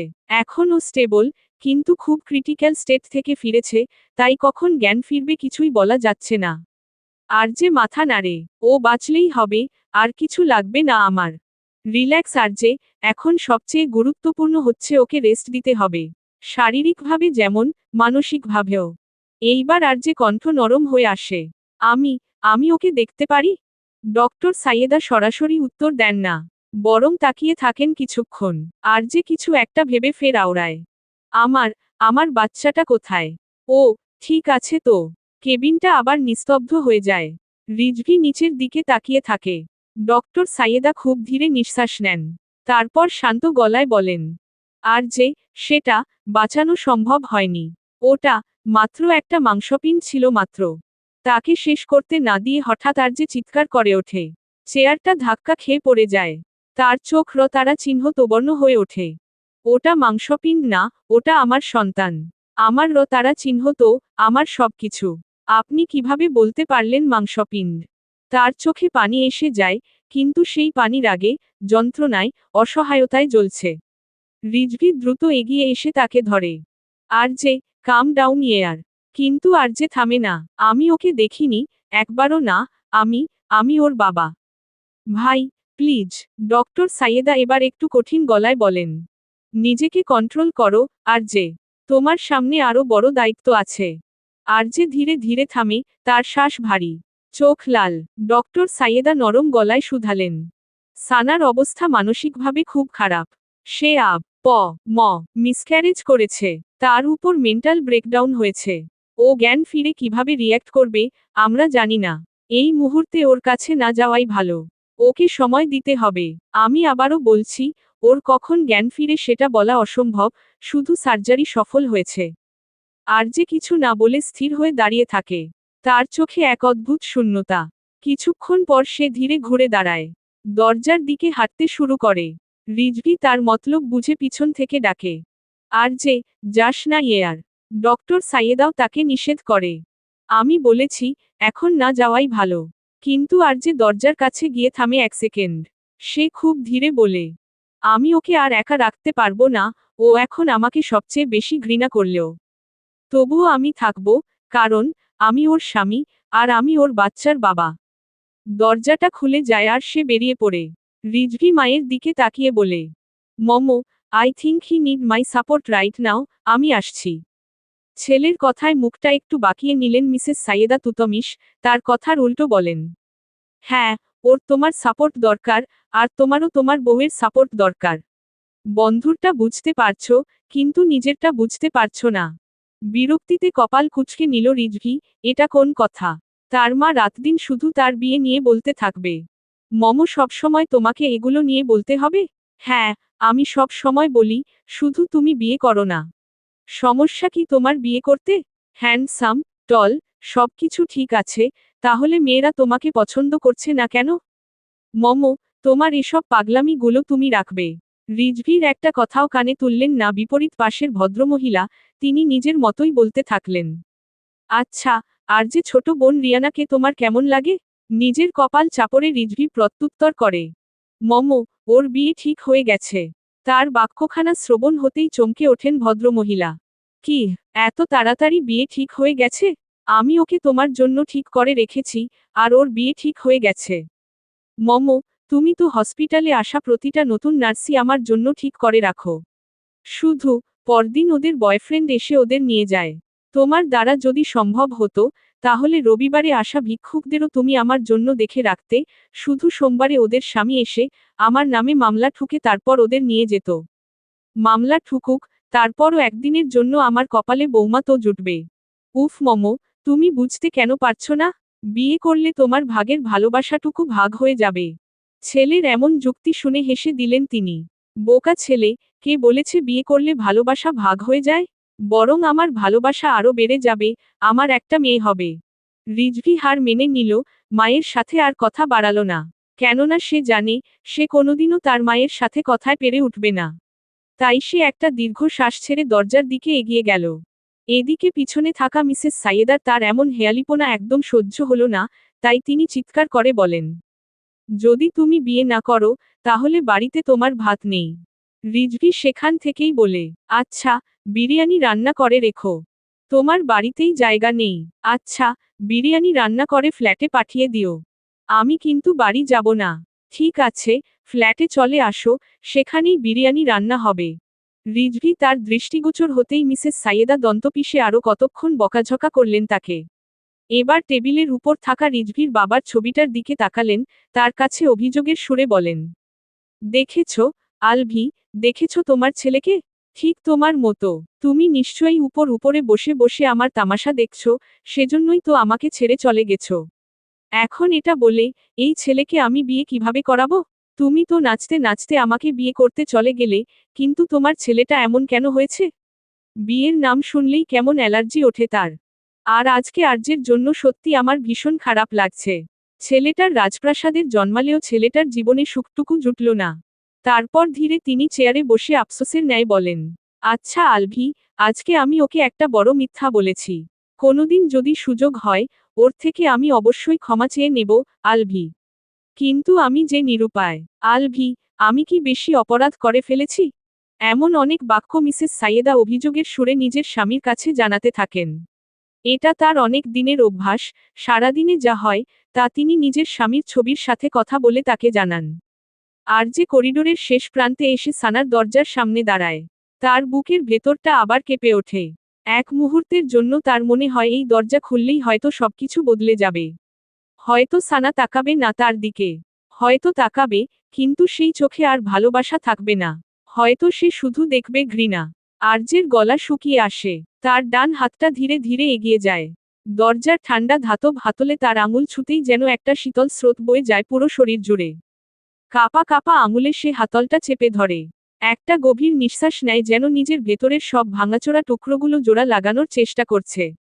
তার মনে পড়ে সানার বলা সেই শেষ কথা, আপনি আমার বিশ্বাসকে হত্যা করেছেন। আর্যের বুকটা হঠাৎ মোচড় দিয়ে ওঠে। তার কপাল দরজার ওপর ঠেকিয়ে দেয় সে। খুব ধীরে ফিসফিস করে, মাই লাভ, আমি আসছি। হাসপাতালের সেই করিডোরটা অদ্ভুতভাবে নীরব। কিন্তু সেই নীরবতার ভেতর লুকিয়ে আছে হাজারো আতঙ্ক, অসংখ্য অশ্রু, আর ভাঙা মানুষের নিঃশব্দ আর্তনাদ। সাদা আলোয় ভেসে থাকা দীর্ঘ করিডোরের শেষে দাঁড়িয়ে আছে একটি দরজা, নাম্বার প্লেটের নিচে ছোট করে লেখা, ক্রিটিক্যাল কেয়ার ইউনিট। দরজার সামনে কিছুক্ষণ স্থির হয়ে দাঁড়িয়ে থাকে আরজে। তার চোখ দুটো লাল, যেন তারা চিহ্ন তো জমে আছে ভেতরে। চোখের নিচে গভীর ক্লান্তি, তবুও সেই ক্লান্তির আড়ালে এক টুকরো প্রশান্তি। তার নিঃশ্বাস ভারী, এলোমেলো। প্রতিটা শ্বাস যেন বুকের ভেতর কাটা হয়ে বিঁধছে। তার হাত ধীরে ধীরে উঠে আসে দরজার দিকে, কিন্তু হাতল ছোঁয়ার আগেই থেমে যায়। তার মনে হচ্ছে, এই দরজার ওপাশে শুধু সানা নেই, ওপাশে তার পুরো পৃথিবী শুয়ে আছে ভাঙা, তারা চিহ্ন তাক্ত, নিস্তেজ। সাথে তার সব পাপ, সব ব্যর্থতা, সব অপরাধের বিচার। ঠোঁট নাড়িয়ে ফিসফিস করে বলে, মাই লাভ। তারপর হাতলটা শক্ত করে চেপে ধরে দরজা খুলে ভিতরে প্রবেশ করে। ভেতরে ঢুকতেই নাকে আসে তীব্র অ্যান্টিসেপটিকের গন্ধ। কক্ষের একপাশে মনিটরের নীল সবুজ আলো জ্বলছে, স্ক্রিনে ওঠানামা করছে অনিয়মিত হৃদস্পন্দনের রেখা। Beep, beep, beep. আর্যের চোখ ধীরে ধীরে ঘরের ভেতর ঘুরে এসে থামে বিছানার ওপর। সেখানে সাদা চাদরের ভেতর শুয়ে আছে তার প্রাণভোমরা। মুখটা ফ্যাকাশে, তারা চিহ্ন কষণ্ণ, ঠোঁট শুকনো, চোখ বন্ধ, হাতের শিরায় স্যালাইনের সূচ ঢোকানো। আর্যের বুকের ভেতরটা হঠাৎ শূন্য হয়ে যায়। সে কিছুক্ষণ দাঁড়িয়ে থাকে স্থির, নিস্তব্ধ, পাথরের মতো। তারপর ধীর কদমে এগিয়ে এসে বিছানার পাশে এসে দাঁড়ায়। দীর্ঘক্ষণ তাকিয়ে থাকে পলকহীনভাবে। তার চোখে গভীর অবিশ্বাস, এই মেয়েটা, এই নিস্তেজ, ভাঙা শরীরটা, এটাই কি সেই সানা? যে তাকে তর্কে হারিয়ে দিত? যে রাগে চোখ লাল করে ফেলত? যে হাসলে পুরো পৃথিবী উজ্জ্বল হয়ে যেত? যে কাঁদলে তার ভেতরের দানবটা থেমে যেত? তার গলা শুকিয়ে আসছে, নিচু স্বরে আওড়ায়, ওয়াইফি। বিপরীতে কোনো সাড়া নেই। সে একটু ঝুঁকে আসে। এই, শুনছ, আমি এসেছি। না, নীরবতা ভেঙে কোন আওয়াজ আসলো না। আরজে ধীরে নিজের হাতটা বাড়িয়েও মাঝপথে থেমে যায়। মনের ভিতর ভয়রা উকি দিচ্ছে, যেন ছুলেই বুঝে যাবে সে সত্যিই তাকে হারাতে বসেছে। তারপরও আলতো করে সানার গালে হাত রাখে। অনুভূত হয় ঠান্ডা, অস্বাভাবিক ঠান্ডা। আর্যের মুহূর্তে ব্যস্ত হয়ে পড়ে। এত ঠান্ডা কেন? সে ধীরে বসে পড়ে বিছানার পাশে। সানার হাতটা তুলে নেয় নিজের হাতে। দুই হাত দিয়ে শক্ত করে চেপে ধরে আদেশ ছুড়ে। উঠো, এই নাটক বন্ধ করো। সে জোর করে হালকা হেসে ফের বলে। আমি তোমার বিশ্বাস ভেঙেছি না, এখন তুমি শাস্তি দিবে? এইভাবে দিবে? রমণীর দিক থেকে কোনো সাড়া নেই। আরজে আবারও বলে, ওয়াইফি, প্লিজ, একবার চোখ খুলো। এভাবে কয়েকবার বলার পর যখন কোন প্রত্যুত্তর এলো না, তখন হঠাৎ তার চোখে অন্যরকম উন্মাদনা জ্বলে ওঠে। নিজের দন্ত পাটটি পিষে বলে, এই জানোয়ারটার জন্যই তো সব হয়েছে তাই না? এই জানোয়ারটা মরে যাবে। নিজ হাতে গুলি করব আমি, কিন্তু মরার আগে। সে আবার ঝুঁকে পড়ে সানার খুব কাছে এসে আওড়ায়। একবার তোমাকে দেখতে চাই, একবার, শুধু একবার, তোমার মুখে রানভীর শুনতে চাই, ওয়াইফি, প্লিজ উঠো। সানার হাতটা শক্ত করে চেপে ধরে, এতটা যেন যাই হয়ে যাক না কেন, এই হাত সে আর ছাড়বে না। ফিসফিসিয়ে বলে, তুমি তো জানো, আমি সব কিছু হারাতে পারি, কিন্তু তোমাকে না, তুমি না থাকলে, আমি কিছুই না। আমি ভুল করেছি, আমি অনেক ভুল করেছি, আমি তোমাকে কষ্ট দিয়েছি, আমি তোমাকে রক্ষা করতে পারিনি, আমি তোমার সামনে দাঁড়িয়ে থাকতে পারিনি, কিন্তু তুমি বলেছিলে, তুমি আমাকে ছেড়ে যাবে না। তাহলে এখন কেন চুপ করে আছো? সে ধীরে মাথা নিচু করে সানার হাত নিজের বুকের কাছে চেপে ধরে বলে। লিসেন, আমাদের বেবিটা। এই কথাটা বলতেই সে থেমে যায়। তার নিঃশ্বাস বন্ধ হয়ে আসছে। হঠাৎ আর যে চিৎকার করে ওঠে। না, না, ওটা মাংসপিণ্ড না, ওটা আমার সন্তান, ক্যান ইউ হেয়ার মি? ও বেঁচে আছে। তুমি উঠো, আমরা আবার শুরু করব, আমরা আবার সব ঠিক করব। সে ধীরে সানার কপালে হাত রাখে। তার কণ্ঠ আবারও শান্ত হয়ে আসে। তুমি বলো, আমি সব করব। শুধু একবার চোখ খুলো। আর যে কিতকাল এভাবে বসে থাকলো সানার বিছানার পাশে, মাথা ঝুঁকিয়ে, এক হাতে শক্ত করে চেপে ধরে রেখেছে সানার নিস্তেজ হাতটা। যেই হাত একসময় প্রাণে ভরপুর ছিল, দুষ্টুমি করত, রাগ করত, তার চুল টেনে দিত, আজ সেই হাত নিস্তেজ। তার চোখ লাল রক্তিম, যেন অনেকক্ষণ ধরে কান্না আর ঘুমহীন যন্ত্রণার মধ্যে দিয়ে গেছে। হঠাৎ সে মাথা তোলে, দৃষ্টি স্থির করে সানার মুখে। এক দৃষ্টে তাকিয়ে থাকে কিছুক্ষণ। তারপর ধীরে ধীরে তার ঠোঁট নাড়িয়ে বলে, ওয়াইফি, তুমি ঘুমাচ্ছ, নাকি আমাকে শাস্তি দিচ্ছ? কোনো উত্তর এলো না, আর্যের ঠোঁটে ফুটে ওঠে তাচ্ছিল্যের হাসি। ঠিকই তো, আমি তো শাস্তি পাওয়ার যোগ্য। তুমি জানো, আমি আজ প্রথমবারের মতো ভয় পেয়েছি। না গুলি, তারা চিহ্ন তো, মৃত্যু, এইসব কিছুকে আমি কখনো ভয় পাইনি। কিন্তু আজ, আজ আমি ভয় পেয়েছি, তোমাকে হারানোর। একটা দীর্ঘ নীরবতা ভেঙে কিছু একটা ভেবে ফের বলে। আর, আমাদের বাচ্চা, কোথায় আমার বাচ্চা ওয়াইফি? এই শব্দটার সাথে সাথে যেন তার ভেতরের সব বাঁধ ভেঙে যায়। সে হঠাৎ সোজা হয়ে বসে পাগলের মতো চারদিকে তাকাতে থাকে। যেন এই সাদা রুমের কোথাও লুকিয়ে আছে তার সন্তান। ও তো ছিল, তুমি তো ওকে বুকে নিয়ে ঘুরতে। আমার দিকে তাকিয়ে বলো, এটা কিন্তু তোমার মতো হবে না, আমার মতো হবে। সে হঠাৎ হেসে ওঠে, কিন্তু চোখ ঝাপসা হয়ে আসে। আমি বলছি না, ও আমার মতোই হবে। একদম জেদি। তার কণ্ঠ আটকে যায়, কথাগুলো কেমন জড়িয়ে আসছে, তারপরও ধীরে ধীরে ফিসফিস করে। কোথায় গেল ও? তুমি বলো, তুমি তো মা। তুমি জানো ও কোথায়? ও কি তোমাকে ছেড়ে চলে গেল? নাকি আমি ওকে তারা চিহ্ন রে ফেলেছি? আমার পাপগুলো ওকে তারা চিহ্ন রে ফেলেছে, তাই না? এই কথাটা বলেই সে থেমে যায়। ধীরে ধীরে নিজের মাথায় হাত রাখে। চুল মুঠো করে চেপে ধরে বিড়বিড়ায়। আমি, আমি ওকে বাঁচাতে পারিনি, আমি আমার নিজের সন্তানকে বাঁচাতে পারিনি। আমি কিসের বাবা? আমি তো সব পারি, তাই না? আমি মানুষ মারতে পারি, সাম্রাজ্য গড়তে পারি। কিন্তু নিজের বাচ্চাকে বাঁচাতে পারলাম না। তার চোখ থেকে জল গড়িয়ে পড়ছে অবিরাম। সে ধীরে ধীরে সানার পেটের উপর হাত রাখে। খুব সাবধানে, যেন এখনো ভয় পাচ্ছে। এখানে, এখানে ছিল আমার বাচ্চা। আমার আর তোমার, আমাদের। আর আমি জানতামই না, আমি জানতামই না যে আমি বাবা হতে চলেছিলাম।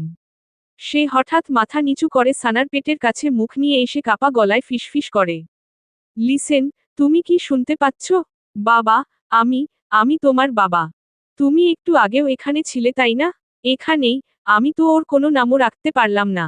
একবারও ডাকতে পারলাম না, বাবা, বা, মা। আচ্ছা, ও কি আমাকে বাবা বলে ডাকতো নাকি পাপা? তুমি একবারও আমাকে ডাকলে না? একবারও বললে না, পাপা, আমি আসছি। আমি অপেক্ষা করতাম, আমি সব ছেড়ে দিতাম। আমি তোমার জন্য অন্য মানুষ হয়ে যেতাম, আমি আর যে থাকতাম না, আমি শুধু তোমার বাবা হতাম। আমি তোমাকে কোলে নিতাম, তোমার ছোট ছোট আঙুল ধরতাম। তুমি হাঁটতে শিখলে, আমি তোমার পাশে থাকতাম। তুমি যদি পড়ে যেতে আমি ধরতাম। তুমি যদি কাঁদতে, আমি তোমার চোখের জল মুছতাম। কিন্তু, আমি কিছুই করতে পারলাম না। আমি তোমাকে একবারও ছুতে পারলাম না। একবারও, পাপা, বলে ডাকতে পারলে না। তুমি কি পাপাকে ক্ষমা করবে? আমি দেরি করে ফেলেছি, তোমার কাছে পৌঁছাতে পারিনি। তুমি কি একা চলে গেলে? তুমি কি অন্ধকারে ভয় পেয়েছিলে? তুমি কি মাকে ডাকছিলে, নাকি আমাকে? তার প্রশ্নগুলো বাতাসেই ঝুলে থাকে উত্তরহীন ভাবে। সে হঠাৎ ঝুঁকে পড়ে, সানার পেটের উপর মুখ রেখে নিঃশব্দে চোখের পানি ছেড়ে বলতে থাকে। আমাকে একবার সুযোগ দিতে পারতে। আমি সব ছেড়ে দিতাম, এই সাম্রাজ্য, এই তারা চিহ্ন তো, এই ক্ষমতা সব। আমি শুধু ওকে কোলে নিতে চেয়েছিলাম। একবার, শুধু একবার। আমি ভালো বাবা হতাম, আমি চেষ্টা করতাম। আমি ওকে আমার মতো হতে দিতাম না। আমি ওকে ভালো মানুষ বানাতাম। সে থেমে যায়, তার নিঃশ্বাস ভারী হয়ে ওঠে। সে ধীরে ধীরে মাথা তোলে, চোখে মুখে একটা ভয়ঙ্কর শূন্যতা। কিন্তু আমি সুযোগটাই পেলাম না। ও এসেছিল একদম চুপচাপ, একটা খবর হয়ে। আর আমি জানতামই না। যখন আমার নিজের তারা চিহ্ন তো, আমার ভেতরে, আমার পৃথিবীর ভেতরে বেড়ে উঠছিল। ওয়াইফি ও কি আমাকে অনুভব করত? আমি যখন রাগ করতাম, চিৎকার করতাম, মানুষ মারতাম, ও কি ভয় পেত? আমি কি জন্মানোর আগেই আমার বাচ্চাকে ভয় পাইয়ে দিয়েছি? সেজন্যই আমাকে না জানিয়েই চলে গেল। আমাকে বাবা বানিয়ে, বাবা হওয়ার অধিকারটাই কেড়ে নিয়ে গেল। তারপর হঠাৎ সে সানার দিকে তাকায়। তার চোখে এক অদ্ভুত আকুতি ফুটে ওঠে। তুমি তো শক্ত, তুমি পারতে, তুমি কেন ওকে বাঁচাতে পারলে না? তুমিও দা।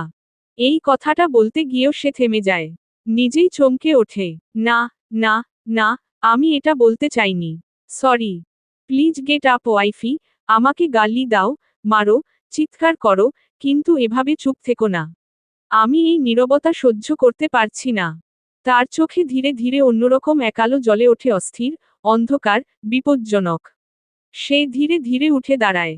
কোমরের পিছন থেকে একটা ঠান্ডা ধাতব বস্তু বের করে নিয়ে আসে, বন্দুক। যেটাকে সে নিজের কপালের পাশে তোলে। বাদামি চোখচোরা একবারের জন্য সানার থেকে সরেনি। দেখছো, তুমি এই মুহূর্তে না উঠলে, এই জানোয়ারটার বাঁচার কোনো অধিকার নেই। তার আঙুল তারা চিহ্ন গাড়ের উপর চেপে বসে। আমি সব শেষ করে দেব, এইখানেই। হঠাৎ দরজা জোরে খুলে ভিতরে ঢুকে পড়ে রিজভি। তার চোখে আতঙ্ক। সে এক সেকেন্ডও দেরি না করে দৌড়ে এসে আর্যের হাত চেপে ধরে। এক ঝটকায় বতারা চিহ্ন বন্দুকটা ছিনিয়ে নিয়ে দূরে ছুঁড়ে ফেলে দেয়। ধাতব শব্দে বন্দুকটা মেঝেতে পড়ে গড়িয়ে যায়। আর্যের দিকে তাকিয়ে শক্ত কণ্ঠে শুধালো। আর্যে, কি করছিস তুই? পাগল হয়ে গেছিস নাকি? তুই বুঝতে পারছিস তুই কি করতে যাচ্ছিলি? বিপরীত পাশের মানব থেকে কোন শব্দ এলো না। আর্যে একদম স্থির, তার দৃষ্টি এখনো সানার দিকে। সে যেন কিছুই শুনছে না। রিজভি তার কাঁধ ধরে ঝাঁকিয়ে বলে। আর্যে, আমার দিকে তাকা, আর। ধীরে ধীরে আর্যে তার দিকে তাকায়। কিন্তু সেই দৃষ্টি শূন্য, ভাঙা। সে ফিসফিস করে বলে। ও উঠছে না কেন? ও ঘুমিয়ে আছে, অপারেশনের পরে ওকে সেডেট করা হয়েছে। 6 ঘন্টা লাগবে জ্ঞান ফিরতে। আর্যে কিছু না বলে আবারও রমণীর গা ঘেঁষে বসে পড়ে। রিজভি কিছু বলার জন্য মুখ খোলার আগেই তাকে সতর্ক করে দিল। Rizvi, get out. আর্যে, তুই ওই সময় বতারা চিহ্ন এন্দুক। তার কথা কেটে আর্যে গম্ভীর স্বরে আওড়ায়। আমি কোথাও যাচ্ছি না, আর না কিছু করব, সানা ওঠা পর্যন্ত। রিজভি কিছুক্ষণ দাঁড়িয়ে থাকে। তারপর ধীরে দরজার দিকে এগোয়। দরজা খুলে বের হওয়ার আগে একবার ফিরে তাকায়। সে দেখে, একজন ভয়ঙ্কর, নির্মম মানুষ চুপচাপ বসে আছে, একটা মেয়ের হাত ধরে, যেন সেই হাতটাই তার শেষ ভরসা। দরজা ধীরে বন্ধ হয়ে যায়। রিজভি একবার বাইরে দাঁড়িয়ে থাকা 2 কপতির দিকে তাকিয়ে বলে। ওদের একা ছেড়ে দাও। এসপি মাথা নাড়িয়ে হ্যাঁ বুঝায়। রিজভি চলে যায়। এদিকে এসপি কিচ্ছুক্ষণ আগেই এসেছিল। কিন্তু ভিতরে আর্যেকে দেখে আর যায়নি। এখানেই দাঁড়িয়ে কাচের ফাঁক গলিয়ে দেখছে। এদিকে এসপির বুকে মাথা রেখে সপ্তদর্শী কখন থেকে ফুপিয়ে ফুপিয়ে কেঁদেই চলছে। সানিতাকে একটু আগে ইয়ান বাড়ি থেকে নিয়ে এসেছে। সে রীতিমতো সারা বাড়ি জুড়ে কান্নাকাটি শুরু করে দিয়েছে, সানিতা তার সানাসিসকে দেখবে। ওই সময় সাতসকাল থাকা এসপি তাকে নিয়ে আসেনি, কেননা সে জানে সানিতা আসলে কান্নাকাটি করবে, যেখানে সে নিজেই নিজেকে সামলাতে পারবে না, সানিতাকে কিভাবে সামলাবে। এদিকে খুশদিল ফারুকিও বাড়িতে নেই। এসপির বিয়ের পরপরই তিনি ব্যবসার কাজে শহরের বাইরে গিয়েছেন। যেহেতু সারহাদও ছিল না, তার উপর রাহেলা চৌধুরীও নেই, তাই গিনির পুরো দায়িত্ব তাকে দেখভাল করতে হচ্ছে। অতিরিক্ত ফর্সার দরুন রমণীর সারা আদল লাল আভা হয়ে উঠেছে কান্নার তোড়ে। সানিতারও ছোটবেলার সঙ্গী সানা, মাত্র 3.5 বছরের বড় ছিল তার। ছোটবেলা এসপির হাতে মার খেলে সানিতা কাঁদতে কাঁদতে কোনদিকে না তাকিয়ে ডিরেক্ট সানার কাছে চলে যেত। আর অন্য কেউ মারলে সানা আর এসপি তাকে কেলানি লাগাত। কত কত স্মৃতি তাদের তিনজনের ছোটবেলার, একসাথে খেলাধুলা, খাওয়া দাওয়া থেকে শুরু করে সব। অথচ আজকে এভাবে তার দুরন্তপানা সানাসিসকে দেখে যেন তার অশ্রুগুলো থামার নামই নিচ্ছে না। বহু কসরতে নিজেকে সামলে মাথা তুলে অশ্রুসিক্ত নয়নে এসপির দিকে তাকিয়ে প্রশ্ন ছড়ে। ফারাদ ভাই, সানাসিস আগের মতো হয়ে যাবে, তাই না? বিপরীত পাশের মানব থেকে আসে ছোট্ট প্রত্যুত্তর। উনি বেবির কথা জানতে পারলে কি হবে? তার বিপরীতে আর একটা শব্দও আসলো না। সানা উঠে কি করবে, সেটা এসপি নিজেও জানে না। তবে সে আল্লাহর কাছে লাখ শুকরিয়া করেছে যে সানা ঠিক আছে, এটাই তার কাছে বড় কথা। এসপি কিছু না বলে নিজের প্রেয়সীর মাথাটা আবারও বুকে চেপে ধরে। সানিতা সেভাবেই থেকে ফের বলে, জানো, সানাসিস আমার কাছে কত প্ল্যানিং করেছিল, আর যে কে কিভাবে সারপ্রাইজ দিবে, কিভাবে বলবে, প্রেগনেন্সি টেস্টের কিটটাও যত্ন করে রেখে দিয়েছে, এটাও আরজেকে দেখাবে বলে। কতটা খুশি ছিল, আমাকে বলছিল, এই বাচ্চাটার জন্য সে আরজেকে সবকিছুর জন্য মাফ করে দিবে। তারা নতুন জীবন শুরু করবে। আমাদের বিয়ের রাতেও আমাকে এগুলোই বলছিল, কিভাবে কি করবে। এখন যদি বেবিটা। তার কথাগুলো আর বের হচ্ছে না, কেমন রুদ্ধ হয়ে আসছে কণ্ঠনালী। এসপি বুঝে তার মাথায় হাত বুলিয়ে দেয়। সানিতার চোখের পানিতে তার পুরো শার্ট ভিজে গেছে। এসপির নিজেরও চোখের কোণ ভিজে উঠেছে। এসপি সামনে তাকিয়ে শুধু ফিসফিস করে বলে, এমনটা ওর সাথে না হলেও পারত। তারপর দুজনে আবারও চলে যায় সারহাদের কাছে। হাসপাতালের নির্জন করিডোর ধরে হুড়মুড়িয়ে প্রবেশ করে ঈশানী রৌনকের সাথে। রৌনক তাকে সানার কথা জানানোর সাথে সাথে সে নিজের শ্যুট ছেড়ে চলে এসেছে। সে একটা কোম্পানির অ্যাডের জন্য শ্যুটে ছিল। যেহেতু আরজের একটা মুভির শ্যুট ইতিমধ্যে শেষ হয়েছে, তার দ্বিতীয় মুভি, দ্য সাইকো কিলার, এর শ্যুট আরও 2 সপ্তাহ পর শুরু হবে, তাই ঈশানী এই ব্রেক টাইমে নিজের মডেলিং ও অন্যান্য শ্যুটগুলো কমপ্লিট করে ফেলছিল। তার মধ্যে এমন একটা খবর তার কানে আসে, যেটার জন্য সে মোটেও প্রস্তুত ছিল না। ঈশানীর রিজভিকে নজরে আসা মাত্রই তার কাছে দৌড়ে যায়। নিজের ধরা গলায় এলোমেলোভাবে প্রশ্ন করতে থাকে, রিজভি ভাই, ওই ডাইনি। না না, সানা, সানা কোথায়? কি হয়েছে ওর? ও ঠিক আছে তাই না? রওনাক আমাকে শুধু শুধু মিথ্যে বলেছিল। তাকে মাঝপথে থামিয়ে ঈশানীর 2 বাহু ধরে রিজভি সান্ত্বনার স্বরে বলে, রিল্যাক্স, ঈশা, কাম ডাউন, তোমার ব্রেনে চাপ পড়বে। কি করছো তুমি? ঈশানী এক ঝটকায় তার হাত সরিয়ে কঠিন কণ্ঠে বলে, তুমি আগে বলো, ওই ডাইনিটা ঠিক আছে কিনা? হ্যাঁ, ও ঠিক আছে ঈশা, এখন স্টেবল আছে। তবে জ্ঞান ফিরতে সময় লাগবে। রিজভির বলা বাক্যটুকু শ্রবণ হতেই ঈশানী একটা স্বস্তির শ্বাস ছাড়ে। তারপর কিছু একটা ভেবে ফের বলে, ওকে কে গুলি করেছে, রিজভি ভাই? ঈশানীর এমন প্রশ্নে এক মুহূর্তের জন্য স্তব্ধ হয়ে পড়ে রিজভি। কি বলবে এই মেয়েটাকে? তার ভাইয়ের জন্য এমনটা হয়েছে, তার সৎ হোক, তবুও নিজের তারা চিহ্নতের চাচা ওকে গুলি করেছে। কি উত্তর দেবে সে, তাই ইনিয়ে বিনিয়ে এড়িয়ে যায় সে। এটা এখনো জানা যায়নি। আর যে কাউকে কিছু বলেনি।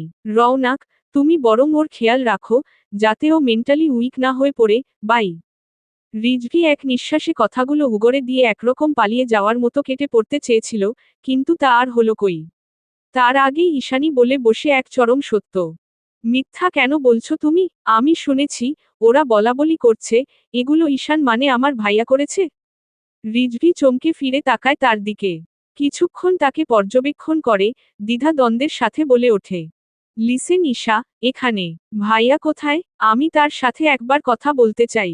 উনি যদি বেঁচে থাকেন, তাহলে 5 বছরে আমার সাথে কেন দেখা করতে আসেননি?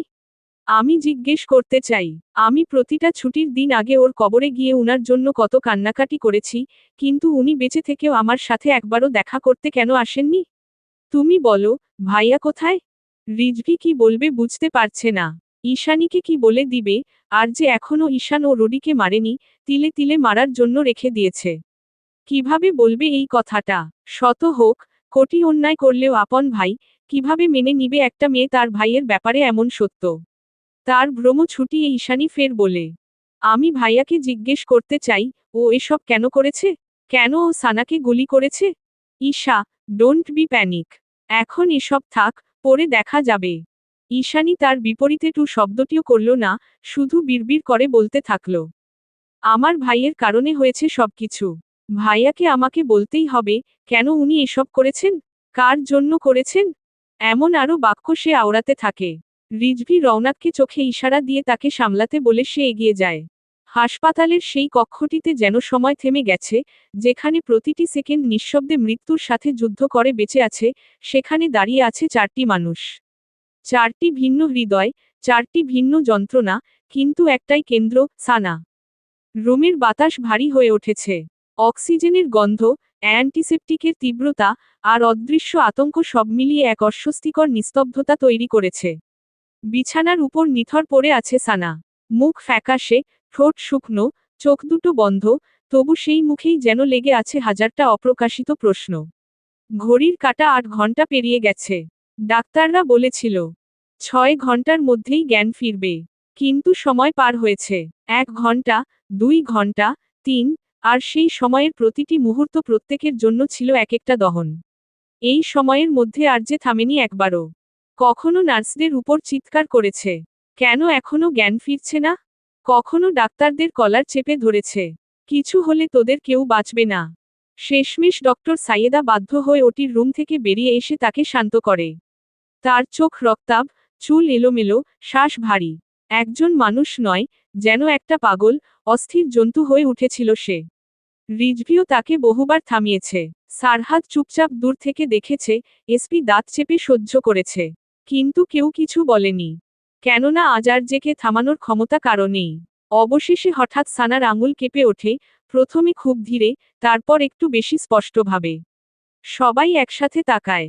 আরজের কণ্ঠ থেকে ফিসফিস করে বের হয়, সানা। তারপর ধীরে ধীরে, ভারী চোখের পাতা কাঁপতে কাঁপতে খুলে যায়। আলোটা প্রথমে অস্পষ্ট লাগে তার কাছে। সবকিছু ঝাপসা, সে মাথা নাড়িয়ে তাকায় একবার ডানে, একবার বামে। চারপাশের মুখগুলো তার কাছে পরিচিত, কিন্তু যেন দূরের। মাথার ভেতর ভারী যন্ত্রণা, মনে হচ্ছে শরীর সম্পূর্ণ অবশ হয়ে আছে, শ্বাস নিতে কষ্ট হচ্ছে। তবু সে বুঝতে চেষ্টা করে, সে কোথায়? তার চোখ এসে থামে আরজের উপর। আর যে এতক্ষণ দাঁড়িয়ে ছিল মৃত্যুর প্রহর গুণে, সে যেন হঠাৎ জীবনে ফিরে আসে। তার বুক ভেঙে একটা দীর্ঘ নিঃশ্বাস বের হয়। ফের বলে, ওয়াইফি। সারহাদ পাশ থেকে ধীরে চোখ বন্ধ করে। তার ঠোঁটের কোণে ক্ষীণ একটা স্বস্তির ছায়া ফুটে ওঠে। এসপি গভীরভাবে তাকিয়ে থাকে, তার চোখে অদ্ভুত এক প্রশান্তি। যেন সে নিজের ভেতরের ভয়টাকে একটু হলেও নামাতে পেরেছে। সানার ডান পাশে দাঁড়িয়ে থাকা সানিতা নিঃশব্দে কেঁদে ফেলে। কিন্তু এই সব অনুভূতির মাঝেই সানার যেন হঠাৎ কিছু মনে পড়ে যায়। তার শ্বাস আটকে আসে। তার কাপা হাত ধীরে ধীরে উঠে নিজের পেটের উপর গিয়ে থামে। একটা দীর্ঘ নীরবতা কাটিয়ে শুকনো স্বরে বলে, আমার, আমার বাচ্চা। এই একটি বাক্য যেন রুমের সমস্ত শব্দ, সমস্ত নিঃশ্বাস, সমস্ত অস্তিত্বকে থামিয়ে দেয়। সবাই স্তব্ধ। আরজে এতক্ষণ শুধু তাকে ফিরে পাওয়ার আনন্দে ভেঙে পড়ছিল, সে যেন হঠাৎ পাথর হয়ে যায়। তার চোখ স্থির হয়ে যায় সানার মুখে। এই প্রশ্নের উত্তর তার কাছে আছে, কিন্তু কণ্ঠস্বর থেকে বের হচ্ছে না। তার বুকের ভেতর যেন কেউ ছুরি চালাচ্ছে। সানার কণ্ঠ এবার একটু জোরালো হয়, আমার বাচ্চা কোথায়? সানার রুমটা তখন এক অদ্ভুত ভারী নির্বতায় আচ্ছন্ন, যেন দেয়ালগুলোও নিঃশ্বাস আটকে দাঁড়িয়ে আছে। মৃদু সাদা আলোয় ভেসে থাকা কক্ষের প্রতিটি কোণায় ক্লান্তির ছাপ, আতঙ্কের দাগ, আর দীর্ঘ অপেক্ষার চাপা যন্ত্রণা জমাট বেঁধে আছে। সাদা দেয়াল, সাদা চাদর, সাদা আলো সবকিছুই যেন নিষ্প্রাণ, অনুভূতিহীন। কিন্তু সেই নিস্তব্ধতার নিচে চাপা পড়ে আছে এক ভয়ঙ্কর সত্য, যা উচ্চারণ করার সাহস কারো নেই। বিছানার উপর আধশোয়া সানা। তার চোখ দুটো সদ্য জেগে ওঠেই কিছু খুঁজছে চাইছে, কিছু অনুভব করতে চাইছে। তার ডান পাশে দাঁড়িয়ে থাকা সানিতার ঠোঁট কাঁপছে, বারবার নিজের হাত মুঠো করে ধরে রাখছে যেন নিজেকে সামলে রাখতে পারে। বাম পাশে কিছুটা দূরে সারহাদ, চোখ নামানো, চোয়াল শক্ত, বুকের ভেতর তোলপাড় হলেও মুখে এক অদ্ভুত স্থিরতা। সানিতার একটু পেছনে এসপি দাঁড়িয়ে আছে, দুই হাত শক্ত করে জড়িয়ে। আর ঠিক সানার ডানপাশে দাঁড়িয়ে আছে আরজে।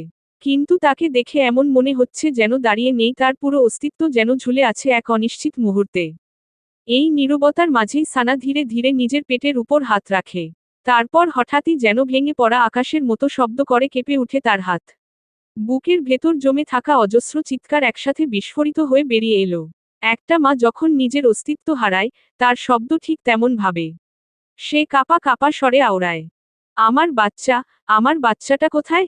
তার দুই হাত অস্থিরভাবে নিজের পেটের উপর ছুটে বেড়াতে লাগল, যেন সেখানে এখনো কোনো স্পন্দন খুঁজে পাবে। কিন্তু স্পর্শের নিচে ছিল শুধু নির্মম, নিষ্ঠুর, নিস্তব্ধ শূন্যতা। তার অধর জোড়া কাঁপছে, মনে হচ্ছিল সে বাস্তবতার সাথে লড়াই করছে, আর বাস্তবতা তাকে নির্মমভাবে বারবার পরাজিত করছে। রুমের ভেতরে দাঁড়িয়ে থাকা সবাই স্তব্ধ। বাতাস ভারী হয়ে আছে, কারো সাহস নেই একটা শব্দ উচ্চারণ করার। শুধু সানার ভাঙা কণ্ঠ বারবার প্রতিধ্বনিত হচ্ছে।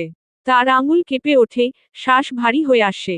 সে কাঁপা কাঁপা স্বরে ফের প্রশ্ন করে, আমার বাচ্চা? সানা একবার তাকায় সানিতা আর এসপির দিকে, দুজনেই চুপ। কেউই বুঝতে পারছে না এত বড় একটা সত্য কিভাবে বলবে। কেউ কিছু বলছো না কেন? আমার বাচ্চা কোথায়? ও ঠিক আছে তো? তার প্রশ্নগুলো একটার পর একটা ছুটে আসে, কিন্তু প্রতিটা প্রশ্নই দেয়ালে ধাক্কা খেয়ে ফিরে আসে প্রত্যুত্তরহীন। সানিতা আর সহ্য করতে পারল না। তার চোখ দিয়ে জল গড়িয়ে পড়ছে। সে ধীরে এগিয়ে এসে নরম স্বরে আওড়ায়, সানা শিস, রিল্যাক্স। ও আবার আসবে। এই একটা বাক্য যেন বজ্রপাতের মতো আঘাত করল রমণীর মস্তিষ্কে। তার পুরো শরীর হঠাৎ থেমে যায়, চোখজোড়া স্থির হয়ে যায়। শীতকালের নীরবতা কাটিয়ে সানা মাথা ঝাঁকাতে ঝাঁকাতে বলতে থাকে, না, না, না, না, এটা মিথ্যা, এটা মিথ্যা। হঠাৎ সে নিজের পেট শক্ত করে চেপে ধরে। না, ও আছে, ও আছে, আমি অনুভব করছি, আমার বাচ্চা আছে। তোমরা মিথ্যা বলছো, তোমরা মিথ্যা বলছো। ধীরে ধীরে তার স্মৃতি স্পটে একে একে কাল রাতের সব ফিরে আসতে শুরু করে। সে কিছুক্ষণ একদম স্থির হয়ে থাকে, যেন তার ভেতরের সব অনুভূতি হঠাৎ নিঃশেষ হয়ে গেছে। তারপর একটা একটা করে মনে পড়ে রাতের সেই মুহূর্ত, ঈশানের বলা সত্য, নিজের চোখে দেখা আর্যের হিংস্রতা, সর্বশেষ তার গুলি, আর সেই অসহায় যন্ত্রণা। তার চোখের দৃষ্টি বদলে যায়। সেই দৃষ্টিতে দখল করে নেয় একটা ফাঁকা শূন্যতা। সে হঠাৎ নিজের মাথায় হাত দিয়ে চেপে ধরে, যেন স্মৃতিগুলোকে আটকে রাখতে চাইছে। কিন্তু স্মৃতি তো থামে না, ওগুলো ঢেউয়ের মতো এসে তাকে ডুবিয়ে দিল। সে দেখল, তার হাসি, তার স্বপ্ন, তার ভবিষ্যৎ সবকিছু সেই ছোট্ট প্রাণটাকে ঘিরেছিল। সে নাম ভেবেছিল, সে কল্পনা করেছিল ছোট ছোট হাত, সে ভেবেছিল আর যে তাকে কোলে নিয়ে হাসছে, সবকিছু এক মুহূর্তে ভেঙে চুরমার হয়ে গেল। সানা হঠাৎ উঠে বসতে যায়, স্যালাইনের তার টান পড়ে, কিন্তু রমণীর সেদিকে কোন পরোয়া নেই। সে নিজের পেট চেপে ধরে বলতে থাকে, আমার বাচ্চা, আমার বাচ্চা, ও ছিল, ও ছিল, আমি, আমি ওকে অনুভব করতাম, ও আমার ভেতরে ছিল। আমি ওকে নিয়ে কত স্বপ্ন দেখেছি, কত। পাশ থেকে আর যে নিজেকে সংবরণ করে ধীরে তার দিকে এগিয়ে আসে। কেননা ডক্টর সাইয়েদা তাকে বলেছে, সানার জ্ঞান ফিরার পর আগে দেখতে হবে সে কেমন বিহেভ করছে এবং সে অনুযায়ী রিয়েক্ট করতে হবে। আর যে কণ্ঠ খাদে নামিয়ে ডাকে, ওয়াইফি, লিসেন। আর্যের কণ্ঠস্বর কানে আসতেই রমণী ধীরে ধীরে চোখ ঘুরিয়ে তার দিকে তাকায়। সে এতক্ষণ তাকে লক্ষ্য করেনি। কিছু সেকেন্ড সে তাকিয়ে রইল। সেই দৃষ্টিতে ছিল শূন্যতা, তারপর সেই শূন্যতা ধীরে ধীরে রূপ নিল এক ভয়ঙ্কর ক্রোধে। সে ফিসফিস করে বলল, আপনি? আর্যে ধীরে ধীরে এগিয়ে এল। সানা, আমরা আবার। তাকে থামিয়ে সানা হঠাৎ চিৎকার করে উঠে, চুপ, আপনি একটা শব্দও বলবেন না, আপনি আমার বাচ্চার তারা চিহ্ন নেই। আকস্মিক সে কাঁপতে কাঁপতে সানিতার দিকে ঝুঁকে এক ঝটকায় তাকে জড়িয়ে ধরল। এত জোরে, যেন কেউ তাকে ছিনিয়ে নিতে আসছে। তার কণ্ঠ ফুঁড়ে বের হয়, ওকে নিয়ে আয়, প্লিজ। কেউ ওকে নিয়ে আয়, আমি ভুল শুনেছি, আমি ভুল শুনেছি, আমার বাচ্চা আছে। সানিতা কাঁদতে কাঁদতে তাকে জড়িয়ে ধরে আছে, কিন্তু কোনো উত্তর দিতে পারছে না। সানা হঠাৎ মাথা তুলে চারদিকে তাকায়, তার চোখে এখন এক ধরনের ভয়ঙ্কর উন্মাদনা। তারপর আবারও আরজেকে দেখে বলতে শুরু করে, ও আমার বাচ্চাকে তারা চিহ্ন রে ফেলেছে, ও তারা চিহ্ন নি, ও তারা চিহ্ন নি, আপনি আমার বাচ্চার তারা চিহ্ন নি, আপনি আমার বাচ্চাকে তারা চিহ্ন রে ফেলেছেন। সে আর্যের দিকে আঙুল তুলে কাঁদতে কাঁদতে বলতে লাগল, আপনি কতগুলো বাচ্চাকে মেরেছেন, কতগুলো, আপনি কতজনকে মেরেছেন। তাদের অভিশাপ, তাদের কান্না, সব আমার বাচ্চার উপর গিয়ে পড়েছে। ওরা এসে নিয়ে গেছে, ওরা ওরা আমার বাচ্চাকে নিয়ে গেছে, আমার বাচ্চা শাস্তি পেয়েছে। এমন অপবাদের বিপরীত পাশের মানব থমকে দাঁড়িয়ে গেল। তার হাত মাঝ আকাশে স্থির। চোখে মুখে ফুটে ওঠে সেই মুহূর্তে এমন এক অসহায়তা, যেন সে কিছুই করতে পারছে না, কিছুই ঠিক করতে পারছে না। আরজে ফের বলে, সানা, প্লিজ। সানা আরো শক্ত করে সানিতাকে আঁকড়ে ধরে। না, না, না, আপনি কাছে আসবেন না, আপনি তারা চিহ্ন নি, আপনি আমার বাচ্চাকে মেরেছেন, আমার বাচ্চা, আমার বাচ্চা। সে হাউমাউ করে কাঁদতে লাগল। আমি ওকে দেখতাম, আমি ওর জন্য স্বপ্ন দেখতাম, ও আমাকে, মা, বলবে, আমি ওকে কোলে নেব। ও কোথায়, আমার বাচ্চা কোথায়? আমাকে ওকে দিন, আমি ওকে দেখতে চাই। সে পাগলের মতো চারদিকে তাকিয়ে বলতে থাকল। ও একা ভয় পাচ্ছে, ও আমাকে ডাকছে, আপনারা কেন ওকে আমার কাছে আনছেন না? আর যে তার কথা শুনল না, সে আবারও এগিয়ে আসে, এটা দেখা মাত্রই সানা সানিতাকে আরো শক্ত করে জড়িয়ে ধরে। আমাকে বাঁচাও, ওকে, ওকে আমার কাছ থেকে সরাও। রমণী আর্যের দিকে তাকিয়ে চিৎকার করে। আপনি আমার কাছে আসবেন না। আপনি তারা চিহ্ন নি, আপনি কতগুলো জীবন নষ্ট করেছেন, তার শাস্তি, আমার বাচ্চা পেয়েছে, আপনার পাপের শাস্তি, আমার সন্তান দিয়েছে। পুরো রুম স্তব্ধ, সবাই বাকরুদ্ধ হয়ে তাকিয়ে আছে। আরজে ফের এক পা এগোয়। ওয়াইফি, প্লিজ, না, এক পাও এগোবেন না, আপনার জন্য, ও আমাকে ছেড়ে চলে গেছে, আমার বাচ্চা, আমাকে ছেড়ে চলে গেছে, আপনি, আপনার মা। আরজে আবার এগোতে চায়, কিন্তু এবার সানা মাথা তুলে তাকায় এসপির দিকে। তার চোখে আতঙ্ক স্পষ্ট। এসপি, এই লোকটাকে, এখান থেকে যেতে বল। আমি ওকে দেখতে চাই না, আমি, তারা চিহ্ন নিকে দেখতে চাই না। লিসেন ওয়াইফি, তুমি ভুল বুঝ। আপনি তারা চিহ্ন ন করেননি। আপনি কতজনকে মেরেছেন, ও আমাকে বলেছে, কতজনের জীবন নিয়েছেন। তার শাস্তি কে পেয়েছে জানেন? সে নিজের পেট চেপে ধরে বলে, আমি, আমার বাচ্চা, আপনার পাপের শাস্তি আমার বাচ্চা পেয়েছে, আমার নিষ্পাপ বাচ্চা, আপনি তারা চিহ্ন ন করেছেন আমার বাচ্চাকে। রমণীর কণ্ঠ থেকে নিঃসৃত হওয়া কথাগুলো এক একটা বজ্রপাতের মতো আঘাত করে আরজেকে। সে থেমে যায়, কিছু বলতে গিয়েও শব্দগুলো কেমন বের হচ্ছে না।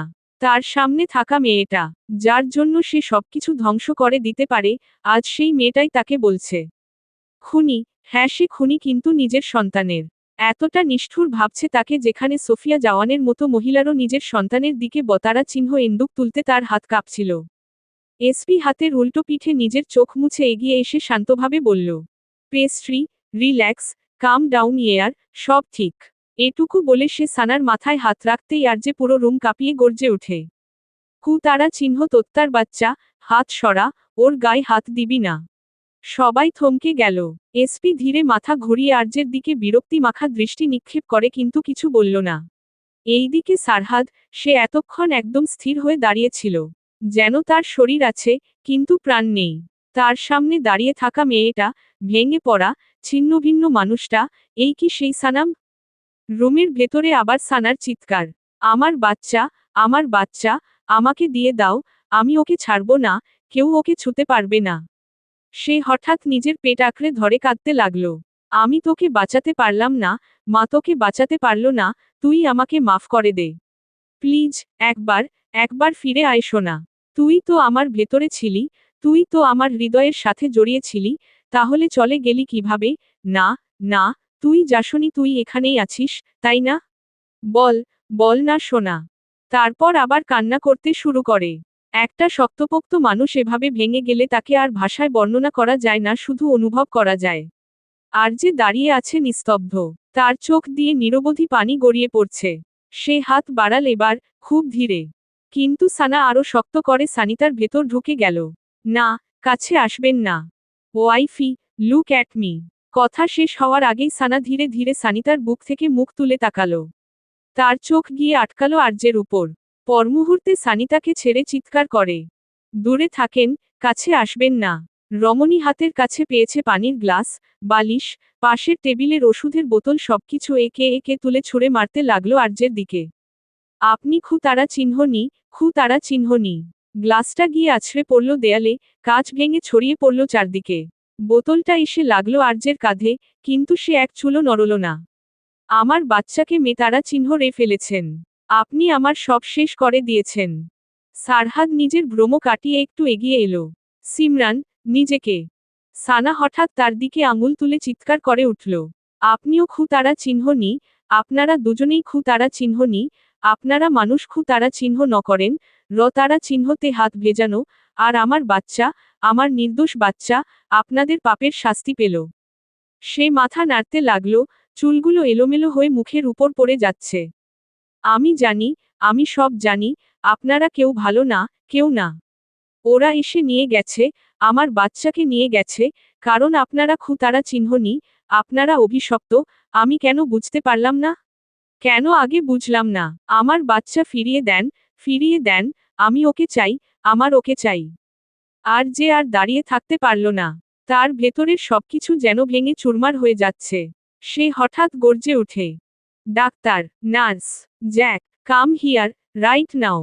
তার হুঙ্কারে কয়েক সেকেন্ডের মধ্যেই ছুটে এলো নার্সরা, আর তাদের পেছনে দ্রুত পায়ে ঢুকলেন ডক্টর সাইয়েদা। তিনি এক নজরে পুরো পরিস্থিতি বুঝে নিলেন। সবাই একটু দূরে দাঁড়ান, ওকে উত্তেজিত করবেন না। কিন্তু সানা তখনও থামেনি। না, কেউ আসবেন না, সবাই দূরে থাকেন, আমার বাচ্চাকে কেউ ছুঁতে পারবে না। সে হাত পা ছুঁড়তে লাগল, যেন অদৃশ্য কারো সাথে লড়াই করছে। ডক্টর সাইয়েদা ধীরে ধীরে তার কাছে এগিয়ে এলেন, খুব সাবধানে, যেন একটা ভাঙা কাচের টুকরো ধরছেন। সানা, আমার দিকে তাকাও, সব ঠিক হয়ে যাবে। মিথ্যা, সবাই মিথ্যা বলে, কেউ আমার বাচ্চাকে ফিরিয়ে দিতে পারবে না। নার্সরা এগিয়ে এসে তাকে আলতো করে ধরে রাখল। না, আমাকে ছাড়ো, আমি যাব, আমি আমার বাচ্চার কাছে যাব। সে ছটফট করতে লাগল, কিন্তু ধীরে ধীরে তার শক্তি কমে আসছিল। ডক্টর সাইয়েদা দ্রুত ইনজেকশন প্রস্তুত করলেন। হোল্ড হার স্টেডি। এক মুহূর্ত, তারপর সূচ ঢুকে গেল রমণীর শিরায়। তার চোখ ধীরে ধীরে ঝাপসা হয়ে এলো। চোখের পাতা ভারী হয়ে আসছে, শ্বাস ধীর হচ্ছে। তারপরও ফিসফিস করে বলে, আমার বাচ্চা, আমার বাচ্চা, আমাকে ওর কাছে নিয়ে যান। প্লিজ, আমি ওকে ছাড়া বাঁচব না। তার শরীর নিস্তেজ হয়ে এলো, ধীরে ধীরে সে ঘুমের অন্ধকারে তলিয়ে গেল। রুমটা হঠাৎ নিস্তব্ধ হয়ে গেল। শুধু ভারী নিঃশ্বাসের শব্দ। আর যে স্থির দাঁড়িয়ে আছে, চোখ স্থির হয়ে আছে সানার মুখের উপর। যেন সে কিছু খুঁজছে, কোনো চিহ্ন, কোনো প্রাণ, কোনো ভরসা। কিন্তু সেখানে এখন শুধু নিস্তব্ধতা। সে ধীরে ধীরে এগিয়ে এলো, বিছানার পাশে বসে পড়ল। কাপা হাতে সানার চুল সরিয়ে দিল কপাল থেকে। ডক্টর সাইয়েদা কিছুক্ষণ নীরবে তাকিয়ে থাকলেন। তারপর শান্ত কণ্ঠে বললেন, আর যে, তুমি আমার সাথে আসো। আরজের তরফ থেকে কোনো প্রতিক্রিয়া না পেয়ে তিনি আবার ডাকলেন, আর যে, ও এখন সেডেটেড, ওর বিশ্রাম দরকার।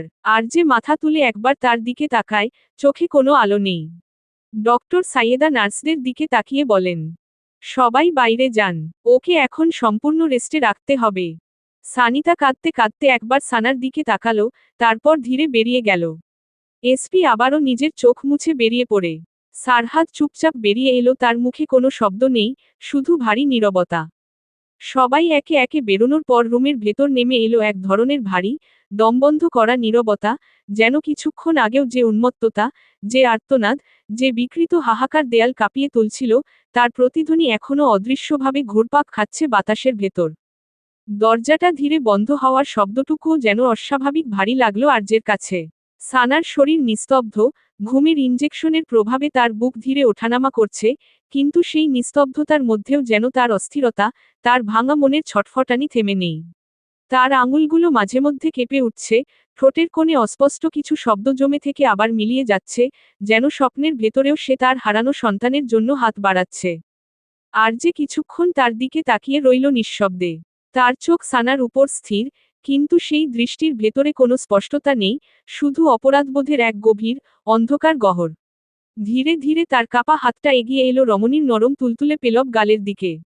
কণ্ঠ খাদে নামিয়ে আওড়ায়, মাই লাভ, ক্যান ইউ হিয়ার মি? বিপক্ষে কোন প্রত্যুত্তর নেই, শুধু যন্ত্রের ক্ষীণ শব্দ, আর নিঃশ্বাসের ওঠানামা।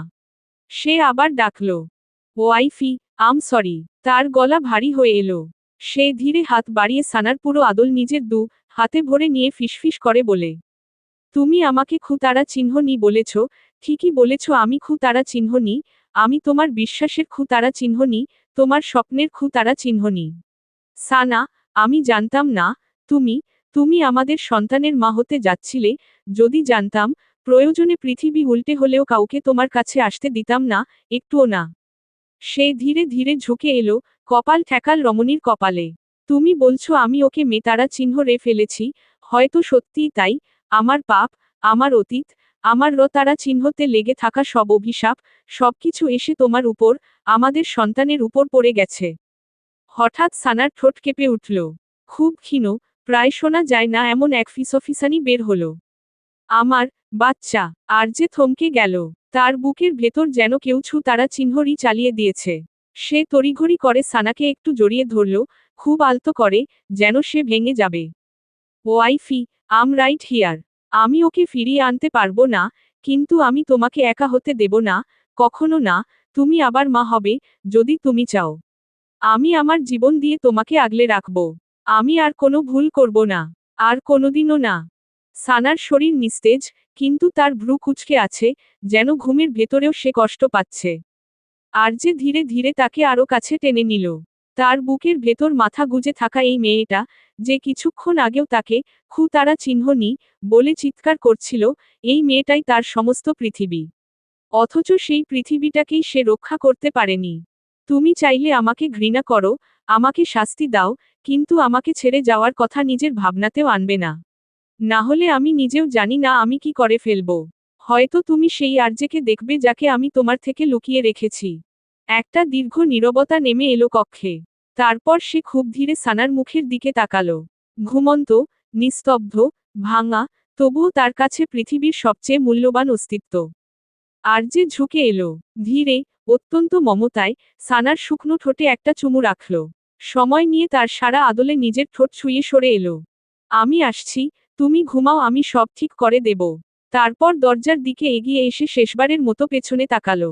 বিছানায় শুয়ে থাকা সানা নিস্তব্ধ, ভাঙা, হারানো। তারপর দরজা খুলে বাইরে বেরিয়ে গেল ডক্টর সাইয়েদার কেবিনের উদ্দেশ্য। ডক্টর সাইয়েদার কেবিনে আরজে ও রিজভি বসে আছে। রুমের দরজার বাইরে সারহাদ দাঁড়িয়ে আছে।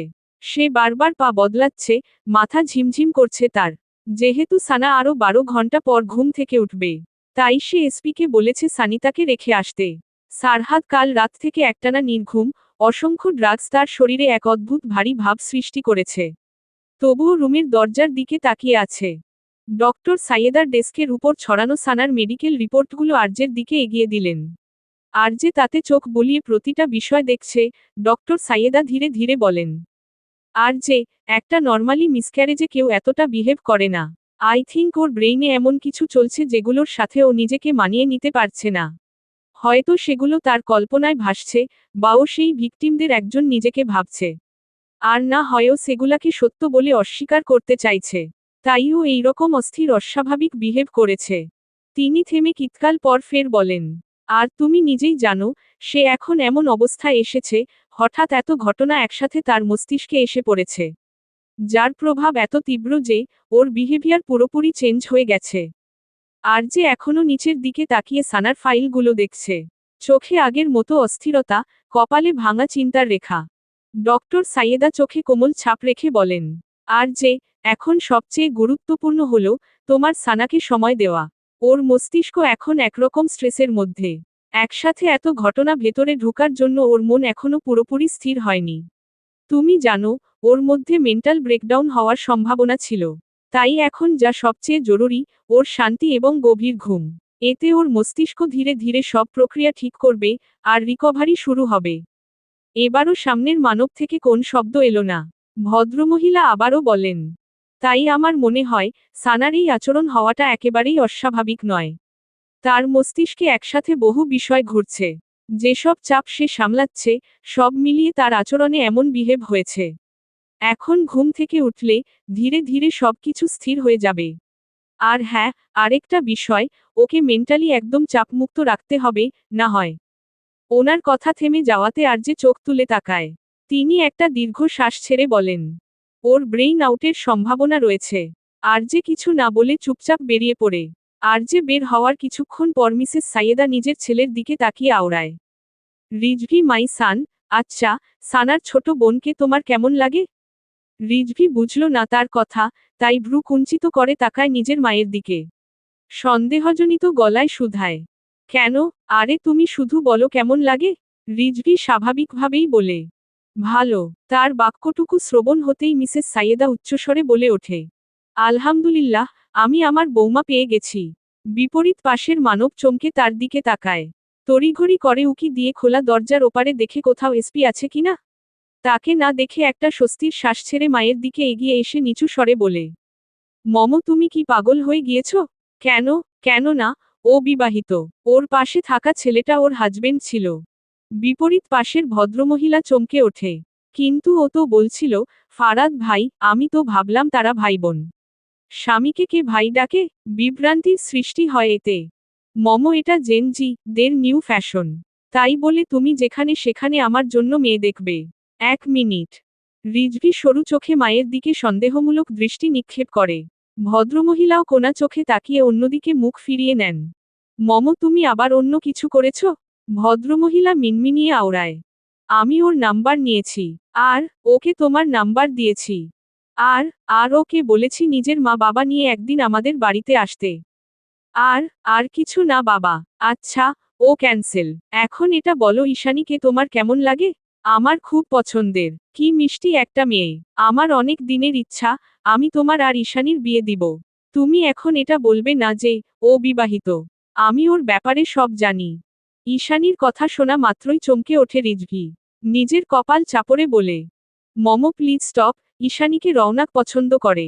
যদিও ঈশানী করে না, তারপরও আমি কারো লাইফে থার্ড পারসন হতে চাই না। হা হা, না তুমি কারো লাইফের ফার্স্ট পারসন হতে পারছো, না আর না সেকেন্ড পারসন, এখন থার্ড পারসন হয়ে যদি বিয়েটা করতে পারো তাহলে আমার কোন সমস্যা নেই। তাড়াতাড়ি বিয়েটা করে নাও। মম ও আমার থেকে বয়সে কত ছোট জানো? ও আমার ছোট বোনের মতো। রিজভির কথায় রেগে গেলেন এবার ভীষণ বিপরীত পাশের ভদ্রমহিলা।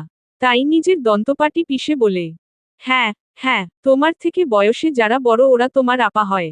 তোমার থেকে বয়সে যারা ছোট তারা তোমার ছোট বোন হয়। তোমার সমবয়সীরা তোমার বন্ধু হয়। তাহলে তোমার বউ হবে কে? পাশের বাসার আন্টি, নাকি তোমার দাদির বয়সের নানি? এখন মনে হচ্ছে আমাকে বৌমা ছাড়াই কবরে চলে যেতে হবে। মানুষের কপালে জামাই জোটে না। আর আমার কপালে বৌমা জুটছে না। একদিন তুমি ঠিকই বিয়ে করবে কিন্তু তোমার পাশে আর মা থাকবে না তখন। তিনি বাক্যখানা উগরে দিয়ে নিজের চেয়ারে গিয়ে ধপ করে বসে পড়েন। রিজভি স্পষ্ট বুঝতে পারছে তার মা ভীষণ রাগ করে ফেলেছে।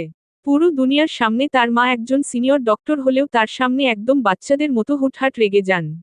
রিজভি একটা দীর্ঘ শ্বাস ছেড়ে নিজের মাকে মানাতে চলে যায়। ওনাকে পিছন থেকে জড়িয়ে ধরে বলে, আচ্ছা তো আমার লক্ষ্মী মাটা এবার রাগ করে ফেলেছে। একদম আমার কাছে আসবে না, আমি তোমার কোন লক্ষ্মী মাটা নই। এই বলে তিনি রেগে রিজভির হাত ঝটকা মেরে সরাতেই রিজভির হাত লেগে ওনার টেবিলের উপরে থাকা ফাইলগুলো নিচে পড়ে যায়। রিজভি একগাল হেসে ফাইলগুলো উপরে তুলতে হঠাৎ একটা ফাইলে তার চোখ আটকে যায়।